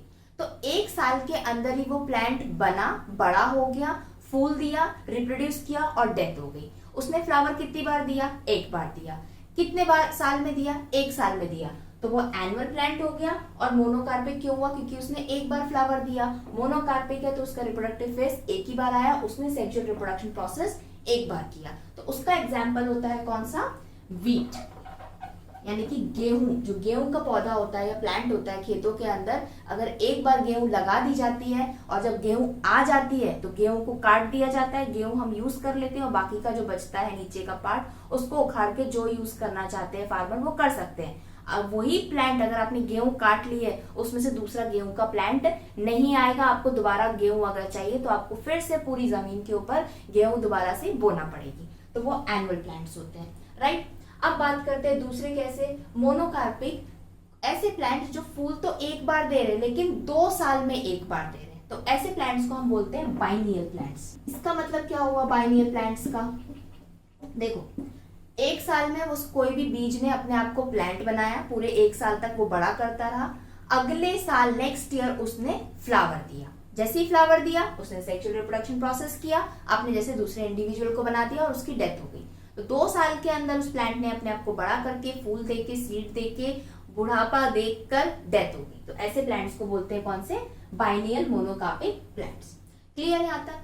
अब बात करते हैं कौन सी, पॉलीकार्पिक प्लांट्स की, यानी कि ऐसे प्लांट्स जो बार बार फूल दे रहे हैं, बार बार रिप्रोडक्टिव फेज में आते हैं, बार बार रिप्रोड्यूस करते हैं सेक्सुअली अपने जैसे दूसरे प्लांट्स को और अपने जैसे दूसरे फ्रूट्स उसमें आते रहते हैं। उसका एग्जाम्पल कौन सा होता है, मैंगो ट्री।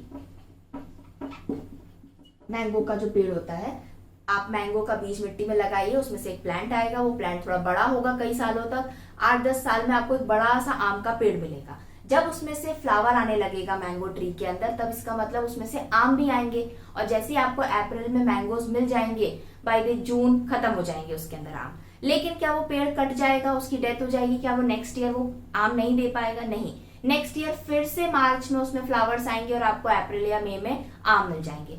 ऐसा वो मैंगो ट्री कॉन्टिन्यूअसली कई सालों तक करता है, 30, 40, 50 ईयर्स तक करता है। तो इसका मतलब एक जो मैंगो ट्री था उसने अपने ट्री में कितनी बार फ्लावर्स दिए? हर साल दिए, बार बार दिए, तो पॉलीकार्पिक प्लांट हो गया। तो बार बार रिप्रोडक्टिव फेज में गया, बार बार सेक्सुअली रिप्रोड्यूस किया उसने फ्लावर्स के थ्रू, और हमको मैंगोज हर साल मिलते रहे। तो यहाँ तक क्लियर हो गया प्लांट्स के बारे में कि रिप्रोडक्टिव फेज उनका कब आता है, जैसे फ्लावर आ जाता है, और जितनी बार फ्लावर आता है उतनी बार वो सेक्सुअल रिप्रोडक्शन प्रोसेस कर सकते हैं। अब बात करते हैं किसकी? ह्यूमन बींग्स की एंड एनिमल्स की। ये ह्यूमन बींग्स या एनिमल्स को अगेन 2 पार्ट्स में डिवाइड किया गया है। कैसे? कुछ एनिमल्स ऐसे होते हैं जो कॉन्टिन्यूअसली ब्रीड कर सकते हैं, यानी कि बार बार रिप्रोडक्टिव फेज में जा सकते हैं और बार बार सेक्सुअली रिप्रोड्यूस कर सकते हैं। लेकिन कुछ ऐसे भी एनिमल्स होते हैं जो सीजन पर डिपेंड करते हैं, वो अपनी मर्जी से रिप्रोडक्शन का प्रोसेस नहीं कर सकते कोई न्यू इंडिविजुअल को लाने के लिए। कैसे इसको समझते हैं? इसको अगेन 2 पार्ट्स में डिवाइड करते हैं। एक होते हैं क्या? सीजनल ब्रीडर्स, यानी कि जो रिप्रोडक्शन प्रोसेस कर रहे हैं।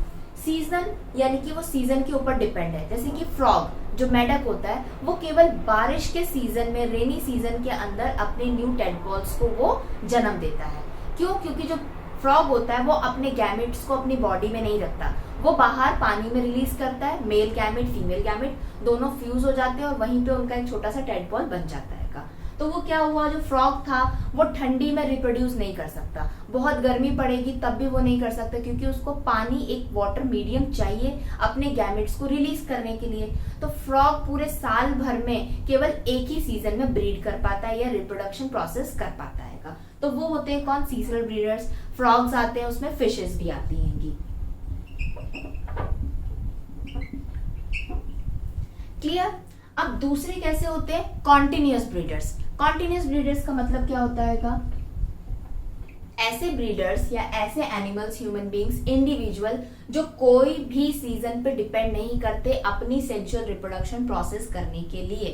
वो जब चाहें उनकी बॉडी में जैसे ही गैमेट्स बनते हैं, अगर मेल है मेल गैमेट बना, फीमेल है फीमेल गैमेट बना है, तो वो उसके अकॉर्डिंग फ्यूज करके रिप्रोडक्शन प्रोसेस करके न्यू इंडिविजुअल बना सकते हैं। ऐसा क्यों? क्योंकि वो अपने गैमेट्स को अपनी बॉडी के अंदर ही रखते हैं। अगेन इसको समझने के लिए जो कॉन्टिन्यूअस ब्रीडर्स होते हैं, यहाँ पे आपको समझनी है 2 साइकिल को। एक को बोलते हैं मेंस्ट्रुअल साइकिल, दूसरे को बोलते हैं एस्ट्रस साइकिल। सबसे पहले हम समझते हैं क्या? मेंस्ट्रुअल साइकिल को। मेंस्ट्रुअल साइकिल का रिलेशन पूरी तरीके से डिपेंड करता है किस पे? सेक्सुअल रिप्रोडक्शन प्रोसेस पे। मेंस्ट्रुअल साइकिल एक ऐसी साइकिल है जो ह्यूमन बींग्स के अंदर देखने को मिलती है, स्पेशली फीमेल्स के अंदर होती है। फीमेल। अब ये क्या होता है? जैसे कि हमने बताया, पहले समझा कि सेक्सुअल रिप्रोडक्शन के अंदर जो दोनों इंडिविजुअल पार्टिसिपेट करते हैं रिप्रोडक्शन प्रोसेस में, वो दोनों इंडिविजुअल अपने अपने गैमेट्स रिलीज करते हैं। मेल होगा तो वो मेल गैमेट रिलीज करेगा, ह्यूमन बीइंग है तो वो स्पर्म रिलीज करेगा। फीमेल अगर वो एक गर्ल है या वुमेन है, ह्यूमन बीइंग है, तो वो एग रिलीज करेगी, राइट? तो जो मेंस्ट्रुअल साइकिल होती है एक फीमेल की बॉडी के अंदर, ये साइकिल कंप्लीट जो पूरी होती है, उसी बीच में फीमेल अपना एग रिलीज करती है। क्या होता है? फीमेल की जो बॉडी होती है उसका जो रिप्रोडक्टिव सिस्टम होता है, आगे अभी हम देखेंगे और डिटेल में, जो रिप्रोडक्टिव सिस्टम होता है उसमें कुछ अलग अलग ऑर्गन्स होते हैं। ओवरीज, फैलोपियन ट्यूब, यूटेरस होता है, राइट? तो मैं यहाँ पे अगर मैं लिख देती हूँ ovaries, fallopian tube and uterus, right? ये एक फीमेल की बॉडी के अंदर रिप्रोडक्टिव पार्ट्स के अंदर आता है, रिप्रोडक्टिव सिस्टम के अंदर आता है। तो मेंस्ट्रुअल साइकिल के अंदर क्या होता है? 28 डेज, 30 डेज, 32 डेज की एक मेंस्ट्रुअल साइकिल होती है। उसमें जो ओवरी होती है वो एक एग को रिलीज करती है bye the process of ovulation. अब अगर एग रिलीज किया है फीमेल ने, तो वो एग का क्या होगा? सेक्सुअल रिप्रोडक्शन प्रोसेस के अंदर फर्टिलाइजेशन होगा। किससे? स्पर्म से। स्पर्म कहाँ से आएगा? मेल बॉडी से आएगा, वो एक मेल गैमेट है। तो अगर वो फीमेल का एग रिलीज हुआ और स्पर्म से फर्टिलाइज हो गया तो वो एक जाइगोट बन जाएगा, आगे चल के एक इंडिविजुअल बन जाएगा। लेकिन एग रिलीज हुआ, स्पर्म से वो फर्टिलाइज नहीं हो पाया, तो क्या होगा? तब ये जो यूटेरस की वॉल होती है वो ब्रेक हो जाती है। जैसे ही यूटेरस की वॉल ब्रेक होती है तो वॉल किसकी बनी होती है, टिश्यूज की बनी होती है। तो टिश्यू अगर ब्रेक होता है बॉडी का, बाहर हो या अंदर टिश्यू हो, तो ब्लीडिंग होती है। उसी तरीके से मेंस्ट्रुअल साइकिल में एक टाइम आता है जिसमें पीरियड्स बोलते हैं, उसमें ब्लीडिंग होती है। तो ये मेंस्ट्रुअल साइकिल का सेक्सुअल रिप्रोडक्शन से क्या कनेक्शन है? मेंस्ट्रुअल साइकिल होगी फीमेल बॉडी में तो ओवरी में से एग रिलीज होगा, एग रिलीज होगा तभी वो स्पर्म से फर्टिलाइज होगा, तभी जाके सेक्सुअल रिप्रोडक्शन प्रोसेस होगा। तो फीमेल की बॉडी में, ह्यूमन बीइंग में एवरी मंथ मेंस्ट्रुअल साइकिल होती है, एवरी मंथ एग रिलीज होता है। तो वो साल के हर महीने में एग रिलीज हो रहा है, तो साल के किसी भी महीने में सेक्सुअल रिप्रोडक्शन प्रोसेस हो सकता है। तो वो किसी सीजन पे डिपेंड है? नहीं, उनकी body every month egg release कर रही है। तो ये हो गया क्या, ह्यूमन बीइंग के बारे में। दूसरी साइकिल क्या होती है? दूसरी साइकिल को बोलते हैं एस्ट्रस साइकिल। ये साइकिल भी फीमेल बॉडी के अंदर होती है, लेकिन ये एनिमल फीमेल बॉडी के अंदर होती है। अब इस साइकिल में क्या होता है, इसमें जो भी एनिमल्स के अंदर एस्ट्रस साइकिल देखने को मिलती है, स्पेशली फीमेल के अंदर, वो उस टाइम पर हीट में जाती है। फीमेल जैसे ही उसकी बॉडी हीट में जाती है तो अंदर से उसके कुछ हार्मोन्स रिलीज होते हैं, गैमेट्स रिलीज होते हैं, और बॉडी के बाहर फेरोमोन्स रिलीज होते हैं। फेरोमोन्स रिलीज जैसे ही होते हैं, वो कुछ ऐसे स्मेली सब्सटेंस होते हैं जो मेल एनिमल होता है वो उसको स्मेल करके फीमेल के पास आता है। तब उसको पता चलता है कि जो फीमेल है वो सेक्सुअली एक्टिव है। तो जितनी बार एस्ट्रस साइकिल होगी एनिमल के अंदर, उतनी बार वो सेक्सुअली एक्टिव होगी, उसका रिप्रोडक्टिव फेज स्टार्ट हो जाएगा, रिप्रोडक्टिव ऑर्गन्स भी एक्टिव होंगे, उसके फीमेल गैमेट्स रिलीज होंगे, तभी मेल गैमेट से वो फर्टिलाइज होगी, तो सेक्सुअल रिप्रोडक्शन प्रोसेस होगा। डिपेंड अपॉन जो एस्ट्रस साइकिल है, जब वो एक फीमेल बॉडी हीट में होती है एनिमल की, तो ये एस्ट्रस साइकिल साल में कई बार होती है किसी एनिमल्स को, तो वो एनिमल्स होते हैं पॉलीएस्ट्रस। कई किसी को 2 बार होती है तो वो डाईएस्ट्रस होते हैं, और किसी को एक ही बार साइकिल होती है तो वो होते हैं मोनोएस्ट्रस एनिमल्स। तो जैसे बेयर, भालू, फॉक्स जो होते हैं वो मोनोएस्ट्रस साइकिल वाले एनिमल्स होते हैं। साल में केवल एक बार उनकी बॉडी में, फीमेल की बॉडी में एस्ट्रस साइकिल आती है, बॉडी हीट में जाती है, तभी वो सेक्सुअली रिप्रोड्यूस कर पाते हैं। काऊ हो गई, कैट हो गया, डॉग हो गया, ये साल में कई बार इनकी बॉडी में एस्ट्रस साइकिल जनरेट होती है, तो ये पॉलीएस्ट्रस होते हैं, राइट। और अगर हम बात करें कॉन्टिन्यूस ब्रीडर्स के अंदर मेंस्ट्रुअल साइकिल की, तो मेंस्ट्रुअल साइकिल ह्यूमन बीइंग के अंदर देखने को मिलती है, एप में मिलती है, एंड मंकीज के अंदर देखने को मिलती है। तो यहाँ तक क्लियर हो गया सेक्सुअल रिप्रोडक्शन का प्रोसेस। अगर प्लांट्स के अंदर देखना है तो जब भी वो फूल देगा तो वो सेक्सुअल रिप्रोडक्शन कर सकता है। एक बार फूल दिया तो मोनोकार्पिक प्लांट्स हो गए, बहुत बार फूल दे रहा है तो वो पॉलीकार्पिक प्लांट्स हो गए, जस्ट उनका नाम है, राइट। और अगर हम एनिमल्स, ह्यूमन बीइंग्स की बात करें तो वो कंप्लीटली डिपेंड होता है एस्ट्रस साइकिल पे एंड मेंस्ट्रुअल साइकिल पे। अगर हम बात करें एनिमल्स की, तो अगर वो सीजन पर डिपेंड होके सेक्सुअल रिप्रोडक्शन करते हैं तो वो सीजनल ब्रीडर्स होते हैं। जो सीजन पर डिपेंड नहीं हो सकते हैं, साल में कभी भी सेक्सुअली रिप्रोड्यूस करते हैं, तो उनको हम कॉन्टिन्यूअस ब्रीडर्स कहते हैं। कॉन्टिन्यूअस ब्रीडर्स भी ऐसा नहीं है कि साल के 365 डेज के अंदर वो ब्रीड कर सकते हैं, नहीं, रिप्रोड्यूस कर सकते नहीं। जब अगर एनिमल है उनकी एस्ट्रस साइकिल फीमेल में जब होगी तभी वो रिप्रोड्यूस करेगी। अगर ह्यूमन बीइंग, मंकी, एप की बात करें, जब उनकी मेंस्ट्रुअल साइकिल में एग रिलीज होगा तभी वो सेक्सुअली रिप्रोडक्शन का प्रोसेस कर सकते हैं, राइट। आप यहाँ पे क्या समझते हैं, जो सेक्सुअल रिप्रोडक्शन का प्रोसेस था, 2 इंडिविजुअल पार्टिसिपेट कर रहे थे, वो दोनों के दोनों गैमेट्स प्रोड्यूस करते हैं। हम लोगों को ये तो पता है कि ह्यूमन बीइंग्स के अंदर मेल एंड फीमेल है, उनकी गैमेट्स क्या होते हैं। ह्यूमन बीइंग है तो मेल गैमेट स्पर्म होता है, फीमेल है तो उसका गैमेट एग होता है।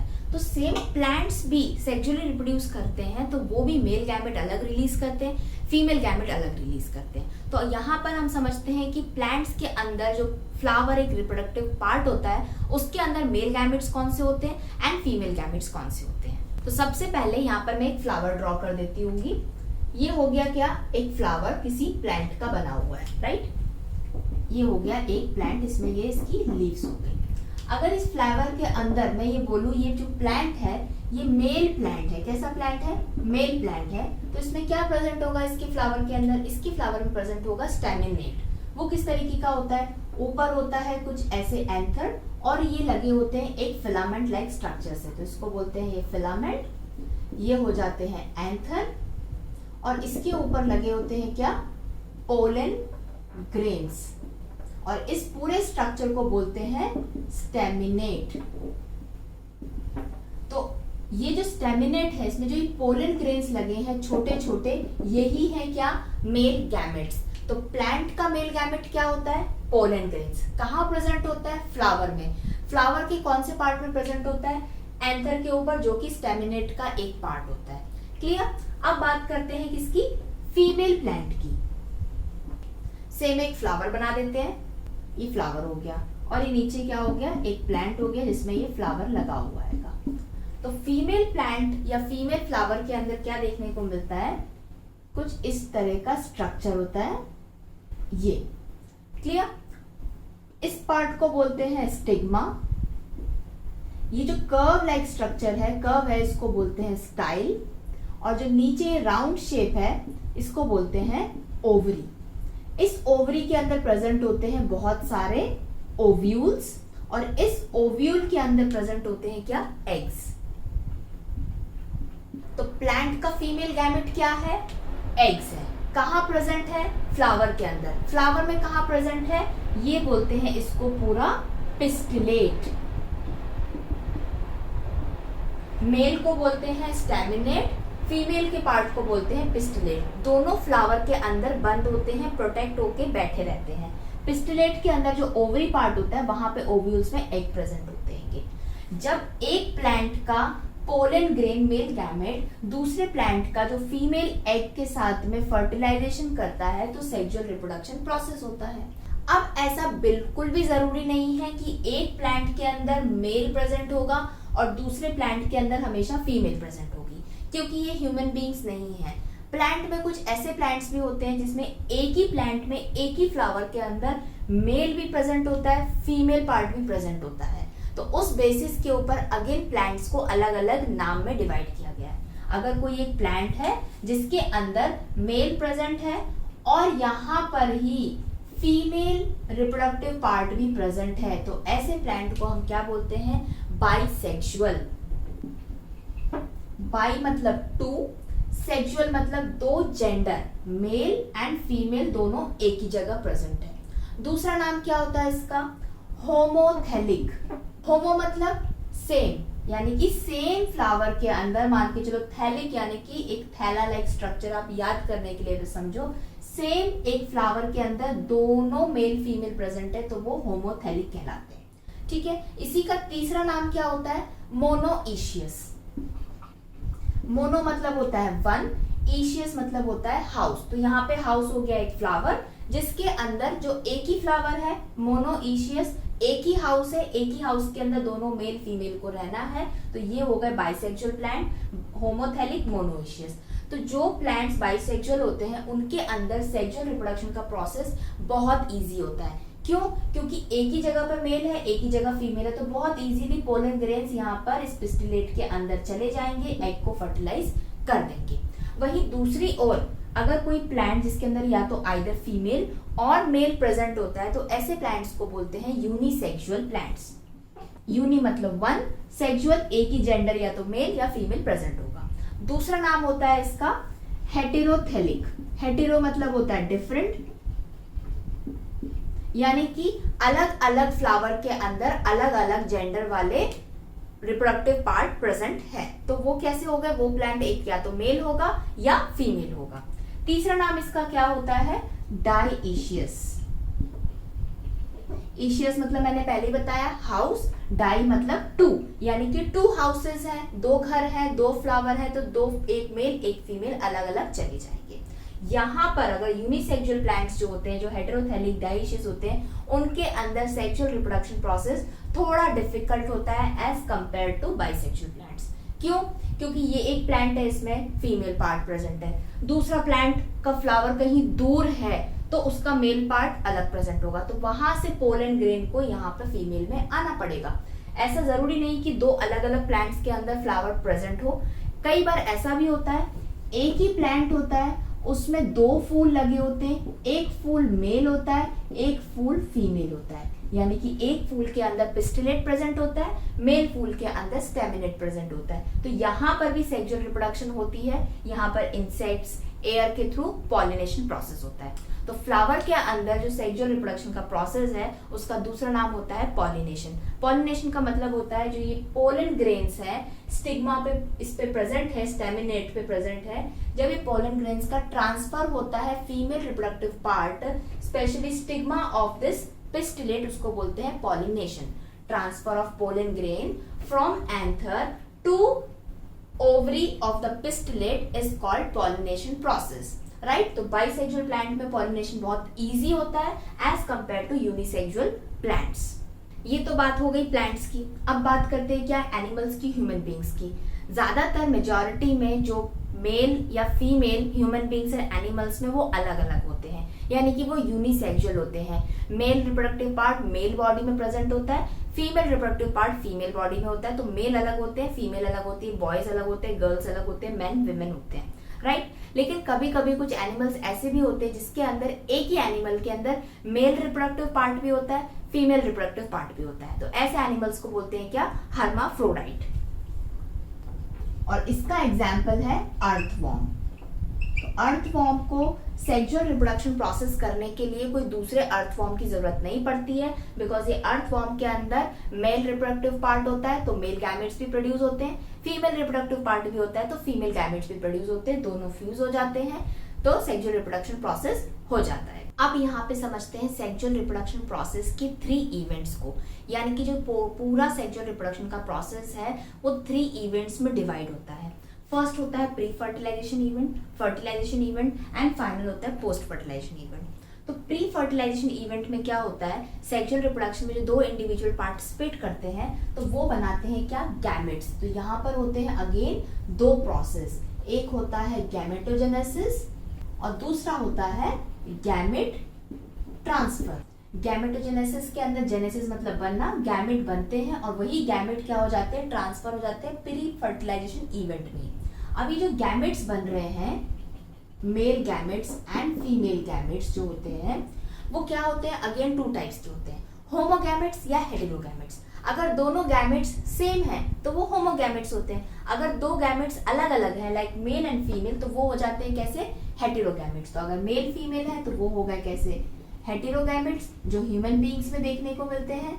और अगर दोनों सेम गैमेट्स हैं, बनेंगे 2 गैमेट्स ही, 2 बनेंगे, लेकिन दोनों कैसे हैं, सेम है, तो वो हो जाते हैं क्या, होमोगैमेट्स। और इसका एग्जाम्पल है क्लैडोफोरा, जो कि एक एल्गी होती है। वो अपने कैसे गैमेट्स बनाती है, 2 बनाती है, दोनों होमोगैमेट्स सेम होते हैं। आपकी बुक के अंदर उसका स्ट्रक्चर दे रखा है, आप वहां पर डिस्टिंग्विश नहीं कर सकते हो कौन सा गैमेट मेल है कौन सा गैमेट फीमेल है। क्लियर। अब गैमेट जो बन रहे हैं तो गैमेटोजेनेसिस प्रोसेस है, तो प्लांट्स में भी बनेंगे, एनिमल्स में और ह्यूमन बींग्स के अंदर भी बनेंगे। तो प्लांट्स के अंदर, यहाँ पे मैं लिख देती हूँ, प्लांट्स में ये मेल और ये फीमेल, राइट। प्लांट्स में जब मेल गैमेट बनता है तो उस प्रोसेस को बोलते हैं माइक्रोस्पोरोजेनेसिस, और फीमेल के अंदर प्लांट में जब गैमेट बनता है एग, उस प्रोसेस को बोलते हैं मेगास्पोरोजेनेसिस। तो माइक्रोस्पोरोजेनेसिस के अंदर क्या बनेगा, जो मेल गैमेट क्या है, पोलन ग्रेन्स, और मेगास्पोरोजेनेसिस में क्या बनेंगे, एग्स। क्लियर। अब बात करते हैं किसकी, ह्यूमन बीइंग के अंदर। ह्यूमन बीइंग में ये मेल है, ये फीमेल है। मेल गैमेट प्रोड्यूस होता है कौन सा, स्पर्म होता है bye the process of spermatogenesis, and female gamete कौन सा होता है, egg, bye the process of oogenesis।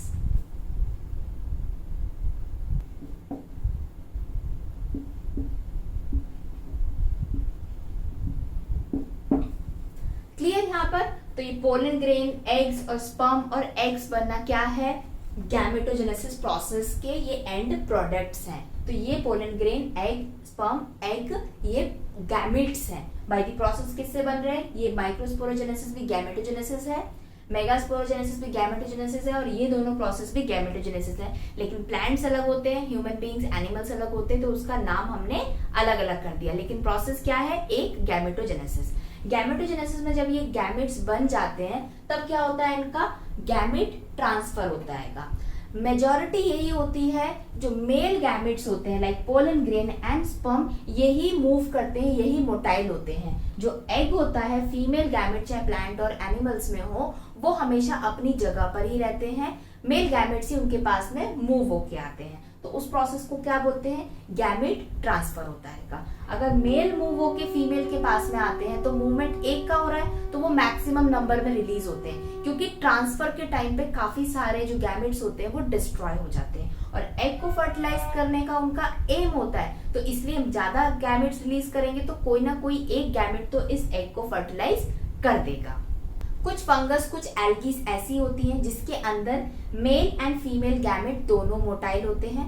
वो दोनों अपने जो गैमेट्स होते हैं वो वाटर के अंदर रिलीज कर देते हैं। तो उनको क्या चाहिए होता है, एक मीडियम चाहिए होता है। अगर हम प्लांट्स की बात करें तो अगर male gamete pollen grain transfer होके आ रहा है एग के पास में जो कि पिस्टिलेट में प्रेजेंट है, और पोलन ग्रेन जो स्टेमिनेट में प्रेजेंट है, इसी प्रोसेस को, गैमेट ट्रांसफर प्रोसेस को पॉलिनेशन बोलते हैं। जो बाइसेक्सुअल फ्लावर होगा, प्लांट होगा, तो उसमें इजी होता है बिकॉज एक ही प्लांट में, एक ही फ्लावर में मेल फीमेल दोनों प्रेजेंट होते हैं। लेकिन अगर वो यूनिसेक्सुअल है, या तो मेल है या फीमेल है, तो वहां पे थोड़ा डिफिकल्ट होता है as compare to bisexual plant या फ्लावर से। अब यहाँ पर एक और पॉइंट को हम क्या समझते हैं, जो गैमेटोजेनेसिस प्रोसेस के अंदर ये जो गैमेट्स प्रोड्यूस हुए हैं, इनकी कंडीशन कैसी होती है, इनका नेचर कैसा होता है। Gametes always haploid in nature, यानी कि जो नॉर्मल सेल्स होते हैं जो डिप्लॉइड नेचर में होते हैं, 2n कंडीशन होती है। जो जेनेटिक मटेरियल होता है, अगर ह्यूमन बीइंग की बात करें, जो न्यूक्लियस है सेल के अंदर, उसके अंदर टोटल 46 क्रोमोसोम्स होते हैं। तो वही ह्यूमन बीइंग का जो गैमेट होगा, चाहे वो मेल हो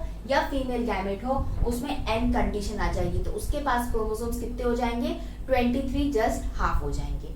दूसरी इंपॉर्टेंट बात क्या, जो गैमेट्स प्रोड्यूस हो रहे हैं, चाहे वो प्लांट में हो या ह्यूमन बीइंग में हो, तो कुछ पर्टिकुलर सेल्स होते हैं जो गैमेट्स को रिलीज करते हैं। ह्यूमन की बात करें तो ह्यूमन के अंदर बहुत सारे ऑर्गन्स होते हैं, डिफरेंट टाइप के सेल्स होते हैं। ब्लड सेल्स अलग होते हैं, ब्रेन सेल्स अलग होते हैं, स्टमक के अलग होते हैं, लंग्स के अलग होते हैं। तो ये सारे सेल्स कैसे होते हैं, सोमैटिक सेल्स होते हैं, जो कि गैमेट्स को रिलीज नहीं करते। गैमेट्स को कौन रिलीज करता है, जर्म सेल्स रिलीज करते हैं, जो कि रिप्रोडक्टिव सिस्टम में प्रेजेंट होते हैं। तो जर्म सेल्स क्या करेंगे, अपने आप को एक प्रोसेस में डालेंगे, जिस प्रोसेस को बोलते हैं या तो माइटोसिस या मियोसिस का प्रोसेस होगा, और उस प्रोसेस के थ्रू गैमेट्स रिलीज होंगे। तो गैमेटोजेनेसिस उस प्रोसेस का नाम हो गया, लेकिन मेथड क्या थी, माइटोसिस या मियोसिस। अब माइटोसिस में क्या होता है, कोई एक सेल है तो अपने जैसा दूसरा सेल बना देगा अपने आप को डिवाइड करके, राइट। ये एक सेल हो गया, ये माइटोसिस करेगा तो एग्जैक्टली सेम 2 सेल्स बन जाएंगे। अगर मियोसिस होगा तो ये एक जो सेल है अपने आप को क्या करेगा, पहले रिड्यूस करेगा, इसके अंदर जो भी जेनेटिक मटेरियल है उसको वो रिड्यूस करेगा, और उसके बाद वो क्या करेगा, डिवाइड करेगा 2 पार्ट में तोड़ेगा। अगर मैं बोलूं ये वाला जो सेल है इसकी कंडीशन n थी, इसके पास अंदर सेल के अंदर जो न्यूक्लियस था उसमें जेनेटिक मटेरियल हाफ था, तो ये माइटोसिस अगर प्रोसेस करेगा तो ये दोनों को n प्रोवाइड कर देगा। तो पहले ये n को क्या करेगा, डबल करेगा, ये 2n करेगा, तभी तो इसको n प्रोवाइड करेगा। अगर ये डायरेक्टली डिवाइड कर देगा तो ये n/2 हो जाएगा, नहीं, पहले n को 2n करेगा देन nn करेगा, तो माइटोसिस हो जाता है।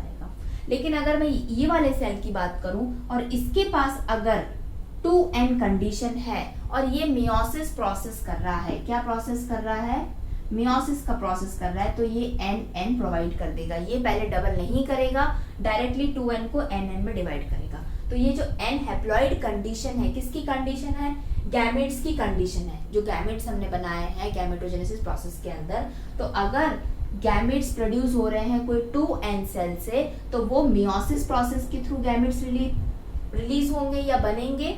अगर गैमेट्स बन रहे हैं कोई n सेल से, हैप्लॉइड सेल से, तो माइटोसिस प्रोसेस से बनेंगे। अब देखते हैं फर्टिलाइजेशन इवेंट में क्या होता है। जैसे कि प्री फर्टिलाइजेशन इवेंट के अंदर गैमेट्स प्रोड्यूस हो गए थे, मेल एंड फीमेल गैमेट्स, तो वही दोनों गैमेट्स क्या करेंगे, ये मेल गैमेट हो गया और ये फीमेल गैमेट हो गया, ये दोनों फ्यूज करेंगे, फर्टिलाइज करेंगे, और इस प्रोसेस का दूसरा नाम क्या होता है, सिनगैमी।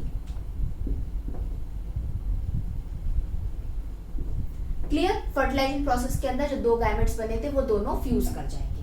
अब यहाँ पर एक इंपॉर्टेंट पॉइंट क्या समझना है आपको, जरूरी नहीं है कि जो फीमेल गैमेट है वो मेल गैमेट से फर्टिलाइज हो। कई बार ऐसा होता है कि female gamete without any fertilization with any male gamete they can produce a young ones new individuals. तो ऐसी प्रोसेस को हम बोलते हैं क्या, पार्थेनोजेनेसिस। सपोज ये मेल है, ये फीमेल है, इन्होंने फ्यूज किया तो यहाँ पर क्या बन जाएगा, एक जाइगोट बन जाएगा। क्लियर? जो जाइगोट है वो अब गैमेट नहीं है, ये गैमेट्स है, लेकिन गैमेट्स फ्यूज हो जाते हैं तो वो जाइगोट बन जाता है। लेकिन जब एक फीमेल गैमेट से ही विदाउट एनी फर्टिलाइजेशन प्रोसेस एक जाइगोट बन जाए या एक इंडिविजुअल बन जाएगा न्यू वंस, तो वो प्रोसेस को हम क्या बोलते हैं, पार्थेनोजेनेसिस। क्लियर हो गया यहाँ तक? अब देखते हैं क्या, जो ये गैमेट्स बने हैं, जो फर्टिलाइज हुए हैं, अब ये लोकेशन इनकी डिपेंड करती है कि कहाँ पर फर्टिलाइज हो रहे हैं। दो इंडिविजुअल हैं, दोनों ने गैमेट्स तो अपनी बॉडी के अंदर बनाए, लेकिन कुछ एनिमल्स या ह्यूमन बींग्स ऐसे होते हैं, लेकिन कुछ एनिमल्स ऐसे होते हैं जो अपने गैमेट्स को अपनी बॉडी के बाहर कर देते हैं। अगर उन्होंने गैमेट्स बाहर करें तो वो फ्यूज कहाँ पर होंगे, बॉडी के बाहर होंगे। लेकिन अगर कोई दो इंडिविजुअल ने अपने गैमेट्स अपनी बॉडी के अंदर बनाए हैं और बॉडी के अंदर ही वो फ्यूज हो गए हैं, तो क्या होगा, वो फ्यूज होकर जो जाइगोट बनेगा वो अंदर बनेगा। तो डिपेंड अपॉन जो लोकेशन है गैमेट्स की बनने की और उसके बाद फ्यूज होने की, उसके बेसिस पे फर्टिलाइजेशन अगेन 2 टाइप्स का होता है। एक होता है क्या, एक्सटर्नल फर्टिलाइजेशन, और दूसरा क्या होता है, इंटरनल फर्टिलाइजेशन। तो एक्सटर्नल फर्टिलाइजेशन के अंदर जो दो इंडिविजुअल्स होते हैं वो दोनों अपने अपने गैमेट्स बॉडी के बाहर रिलीज कर रहे हैं, जैसे कि फ्रॉग्स एंड फिशेस होते हैं, रेनी सीजन के अंदर अपने अपने गैमेट्स वाटर में किसी मीडियम में रिलीज कर देते हैं, राइट? और वहां पे वो फ्यूज हो जाता है और फर्टिलाइजेशन का प्रोसेस होता है और आगे का जो भी प्रोसेस है वो कंटिन्यू होता है। इंटरनल फर्टिलाइजेशन की बात करें तो बॉडी के अंदर गैमेट्स बनते हैं, लेकिन जो मेल गैमेट होता है वो फीमेल की बॉडी में एंटर करता है और वहां पर जाके वो क्या करता है, सिनगैमी या फर्टिलाइजेशन प्रोसेस करता है। तो फर्टिलाइजेशन कहाँ पर हुआ, फीमेल की बॉडी में, तो इंटरनल फर्टिलाइजेशन उसको बोलते हैं। Human beings, birds, mammals, reptiles, इसमें स्नेक्स आते हैं, प्लांट्स हो गया, टेरिडोफाइट्स हो गया, जिम्नोस्पर्म, एंजियोस्पर्म, इन सब के अंदर इंटरनल फर्टिलाइजेशन देखने को मिलती है। External fertilization frogs and fishes में देखने को मिलती है। क्लियर? और क्या फॉर्म होता है फर्टिलाइजेशन प्रोसेस के अंदर, जाइगोट फॉर्म होता है। तो जाइगोट फॉर्मेशन जो है वो कहां पर हो रही है, फर्टिलाइजेशन इवेंट के अंदर हो रही है, गैमेटोजेनेसिस के बाद हो रही है। अगर ये क्वेश्चन पूछते हैं कि जाइगोट फॉर्मेशन बिफोर गैमेटोजेनेसिस या आफ्टर गैमेटोजेनेसिस, तो वो आफ्टर गैमेटोजेनेसिस, बिकॉज गैमेट्स जब बनेंगे तभी तो वो फर्टिलाइज होंगे, तभी तो एक जाइगोट बनेगा। अब ये जाइगोट का क्या होगा, ये जाइगोट डेवलप करेगा एम्ब्रियो के अंदर। तो जब ये जाइगोट एम्ब्रियो बनेगा तो उस प्रोसेस को बोलते हैं क्या, एम्ब्रियोजेनेसिस, यानी कि conversion of zygote into embryo, और एम्ब्रियो इंडिविजुअल बन जाएगा। तो जो एम्ब्रियोजेनेसिस का प्रोसेस है वो होता है कब, पोस्ट फर्टिलाइजेशन इवेंट में, यानी कि फर्टिलाइजेशन होने के बाद जाइगोट बन गया, उसके बाद वो एम्ब्रियो बनाएगा। अब एम्ब्रियोजेनेसिस प्रोसेस के अंदर एम्ब्रियो बन रहा है तो किस तरीके से बन रहा है, अब सिंपल सी बात ये सोचो, एक गैमेट्स थे तो हैप्लॉइड इन नेचर थे, एन कंडीशन थी, वो उन्होंने एक छोटा सा जाइगोट बनाया। अब इस जाइगोट को अपने इंडिविजुअल बनाना है। अगर ह्यूमन बीइंग का जाइगोट है तो पूरा ह्यूमन बीइंग जैसा इंडिविजुअल बनाना है, तो उसको और सेल्स की जरूरत होगी। तो क्या एम्ब्रियोजेनेसिस प्रोसेस में जो जाइगोट एम्ब्रियो बन रहा है उसके पास बाहर से सेल्स आएंगे उसमें अटैच होने के लिए ताकि वो बड़ा इंडिविजुअल बन जाए? नहीं, सेल्स कभी भी बाहर से दूसरे सेल्स को अपने अंदर नहीं लेता है। वो क्या करता है का, एक प्रोसेस करता है जिसको बोलते हैं सेल डिवीजन, अपने जैसे दूसरे सेल्स को बनाने का काम करता है। जब बहुत सारे सेल्स बन जाएंगे तो ऑब्वियस सी बात है, सेल से टिश्यू बन जाएगा, टिश्यू से ऑर्गन बनेगा और ऑर्गन से एक बॉडी बन जाएगी। तो ये एम्ब्रियोजेनेसिस प्रोसेस के अंदर अगेन 2 प्रोसेस होता है। पहला प्रोसेस होता है सेल डिवीजन का और दूसरा प्रोसेस होता है सेल डिफरेंशिएशन का। तो अब ये जो एम्ब्रियोजेनेसिस का प्रोसेस है जाइगोट फॉर्मेशन के बाद हुआ है, राइट? कई बार क्या होता है, कुछ एल्गी एंड फंगस में ये देखने को मिला है कि जो गैमेट्स थे फ्यूज होके जाइगोट बन गए, अब वो जाइगोट एम्ब्रियो में नहीं बना, वो जाइगोट ने अपने ऊपर एक कवरिंग कर ली, सिस्ट बना ली, अपने आप को सेव कर लिया। क्यों? कई बार ऐसा होता है, कुछ जाइगोट ऐसे होते हैं जो तुरंत ही एम्ब्रियोजेनेसिस में नहीं जाते हैं, कुछ टाइम के लिए वो रेस्ट करते हैं, फेवरेबल कंडीशंस आती हैं, उसके बाद वो एम्ब्रियोजेनेसिस प्रोसेस के अंदर, उसके बाद वो डेवलपमेंट प्रोसेस में जाते हैं। तो वो जाइगोट किसके हो सकते हैं? कुछ फंगस के हो सकते हैं, कुछ एल्गीज के हो सकते हैं। लाइक जो जाइगोट फॉर्मेशन हुआ था एम्ब्रियोजेनेसिस के पहले, फर्टिलाइजेशन होने के बाद में, वो जाइगोट अगर इंटरनल फर्टिलाइजेशन हुआ है, दोनों गैमेट्स का फ्यूजन बॉडी के अंदर हुआ है, तो जाइगोट भी अंदर बनेगा। जैसे कि ह्यूमन बीइंग के अंदर बनता है, मेल गैमेट फीमेल की बॉडी में जाता है, फीमेल की बॉडी में जो रिप्रोडक्टिव सिस्टम होता है, वहां पर जो यूटेरस प्रेजेंट होता है, वहां पर जाइगोट फॉर्म होता है, वहीं पे वो अटैच हो जाता है, इम्प्लांट हो जाता है यूटेरस में, राइट। अगर एक्सटर्नल फर्टिलाइजेशन हुआ, जैसे कि फ्रॉग्स में हो रखा है, दोनों ने, मेल ने फीमेल ने वाटर के अंदर अपने गैमेट्स रिलीज कर दिए, तो वहां पे जाइगोट बनेगा। तो वो जाइगोट का डेवलपमेंट कहाँ पे होगा? Outside the body, external environment में होगा। तो इस तरीके से जाइगोट का डेवलपमेंट भी अगेन 2 टाइप्स के होते हैं, इंटरनल होते हैं, एक्सटर्नल होते हैं, depend upon the type of fertilization कैसी हुई है। अब जो ये एम्ब्रियोजेनेसिस में सेल डिवीजन है, ये कौन से सेल की बात हो रही है? यहाँ पे बात हो रही है जाइगोट की। जाइगोट क्या है? जाइगोट एक सेल था जो कि मेल गैमेट और फीमेल गैमेट के फ्यूज होने से बना था, राइट। तो अब ये जो जाइगोट एक सेल है, ये क्या करेगा? डिवाइड करेगा अपने आप को। डिवाइड ऐसे नहीं करेगा, पहले वो अपने आप को ग्रो करेगा, उसके बाद वो डिवाइड करेगा। जैसे कि मैंने बहुत पहले भी वीडियोस में माइटोसिस एंड मियोसिस में आपको क्लियरली समझा रखा है कि अगर कोई एक इंसान है, उसके पास में कुछ जमीन है, ठीक है, और उसको अपने 5 बेटों में बांटनी है, तो वो क्या करेगा? अगर उसके पास में एक ये इंडिविजुअल है, इसके पास में 5 एकड़ जमीन है, तो वो क्या करेगा? अपने 5 बेटों को एक एकड़ दे देगा। क्लियर? या फिर वो क्या काम कर सकता है, ये 5 एकड़ जमीन के पहले वो 25 एकड़ जमीन बनाएगा, कुछ भी करेगा, मेहनत करेगा, उसके बाद वो अपने बेटों को देगा। तो कितनी आ जाएगी? 5 एकड़, 5 5 5 5 आ गई। तो जितनी पिता के पास थी पहले, उतने ही 5 बेटों को मिल गई। लेकिन यहाँ पर जितनी पिता के पास थी, उसके बाद उनके बेटों को मिली नहीं, कम मिली। तो वही चीज हमको क्या समझनी है, जो ये जाइगोट होता है वो इस तरीके का काम नहीं करता है, वो इस तरीके का काम करता है। पहले अपने सेल को ज्यादा करता है, अंदर, इसके अंदर जो न्यूक्लियस प्रेजेंट होता है, उसके अंदर जो डीएनए का अमाउंट होता है, उसको वो बढ़ाता है। जब वो बढ़ा लेता है, उसके बाद वो डिवाइड करता है, तो वो उसके जैसे ही बन जाते हैं। तो बहुत सारे सेल्स बन जाते हैं। अब सेल्स बन चुके हैं इतने सारे, तो अब होगा क्या? Cell differentiation. डिफरेंशिएशन का मतलब ये होता है, अब यही सब सेल से एक ह्यूमन बीइंग की अगर बात कर रहे हैं, ह्यूमन बीइंग के गैमेट्स की बात हुई है, हेड बनना है, brain cells, kidney cells, heart cells बनने हैं, तो ये सेल्स को पकड़ के अलग अलग आइडेंटिटी प्रोवाइड कर देंगे कि तुम ब्रेन सेल्स हो, तुम्हारे पास ये वाली एबिलिटी है, तुम हार्ट सेल्स हो, तुम किडनी सेल्स हो, तुम ये वाले सेल्स हो। तो डिफरेंशिएशन का मतलब क्या हो गया? इतने सारे सेल्स को जो सेल डिवीजन के बाद बने थे, उनको अलग अलग आइडेंटिटी मिल जाती है। तो ये हो जाता है क्या? एम्ब्रियोजेनेसिस के प्रोसेस में यहाँ पर एंड। अब जैसी आइडेंटिटी मिल गई अपने अपने सेल्स को, वहां पे वो अपना अपना काम करेंगे, टिश्यूज बनाएंगे, ऑर्गन्स बनाएंगे, और उस तरीके से पूरी एक बॉडी बन जाएगी। अब यहाँ पर एक और पॉइंट को समझते हैं, ओवीपेरस एंड वाइवीपेरस एनिमल्स को। वो कैसे एनिमल्स होते हैं?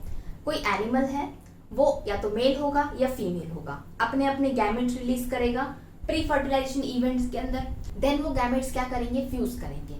अगर वो बॉडी के अंदर फ्यूज करे तो इंटरनल फर्टिलाइजेशन थी, अगर बॉडी के बाहर फ्यूज करेंगे तो वो एक्सटर्नल फर्टिलाइजेशन हो गई।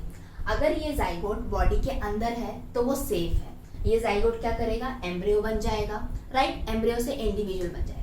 ह्यूमन बीइंग की बात करते हैं, तो ह्यूमन बीइंग क्या करते हैं? अपने अपने गैमेट रिलीज करते हैं, मेल गैमेट फीमेल की बॉडी में जाता है, जाइगोट बनता है, एम्ब्रियो बनता है, देन एक बेबी बनता है पूरे 9 मंथ के अंदर, जो गेस्टेशन पीरियड होता है। उसी तरीके से बहुत से एनिमल्स के अंदर भी सेम यही प्रोसेस होता है, गेस्टेशन पीरियड अलग अलग होता है। गेस्टेशन पीरियड जैसे ही कंप्लीट होता है, अगर ह्यूमन बीइंग का 9 मंथ्स बाद में, वो जो फीमेल होती है वो बेबी को क्या करती है? बाहर डिलीवर कर देती है। तो यहाँ पर एग कब बना था? केवल गैमेटोजेनेसिस के अंदर फीमेल की बॉडी में एक गैमेट बना था, जिसको हमने एग बोला था। तो ऐसे एनिमल्स जो यंग वंस को डिलीवर करते हैं, एग नहीं देते हैं, उनको बोलते हैं क्या? वाइवीपेरस एनिमल्स।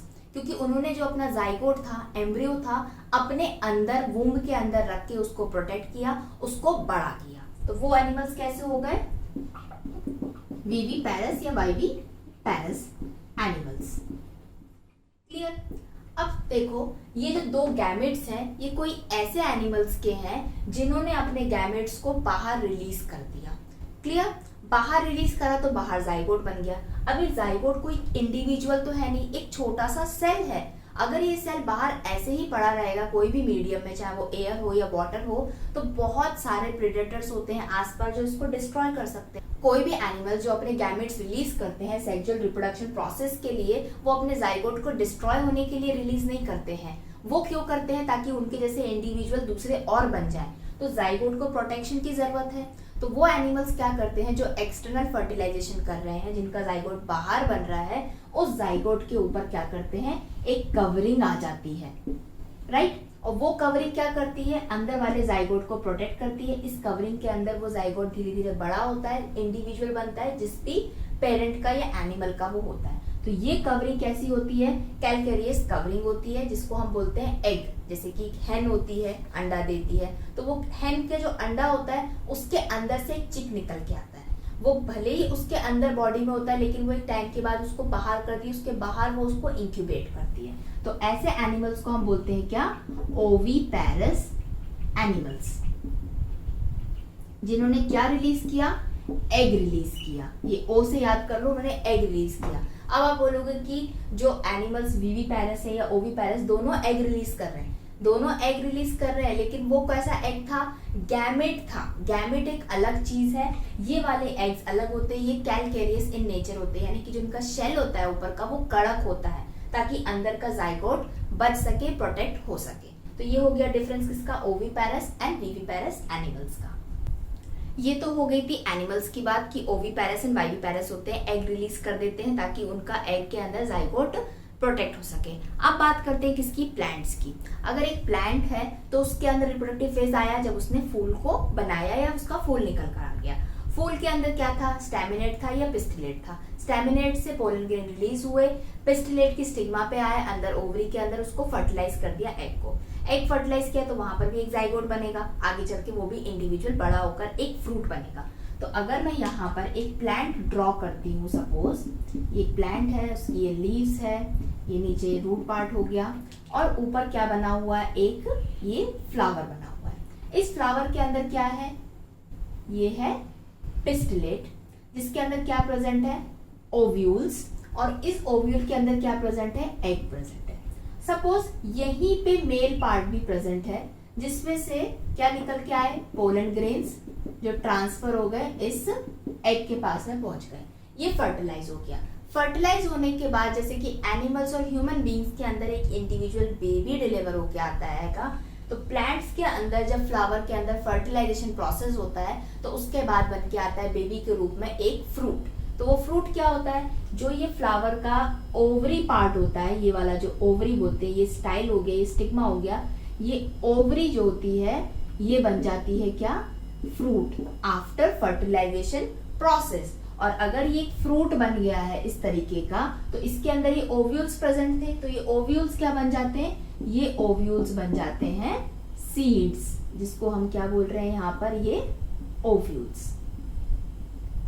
तो फर्टिलाइजेशन प्रोसेस होने के बाद में ये जो पेटल्स होते हैं प्लांट के, ये गिर जाते हैं फ्लावर के।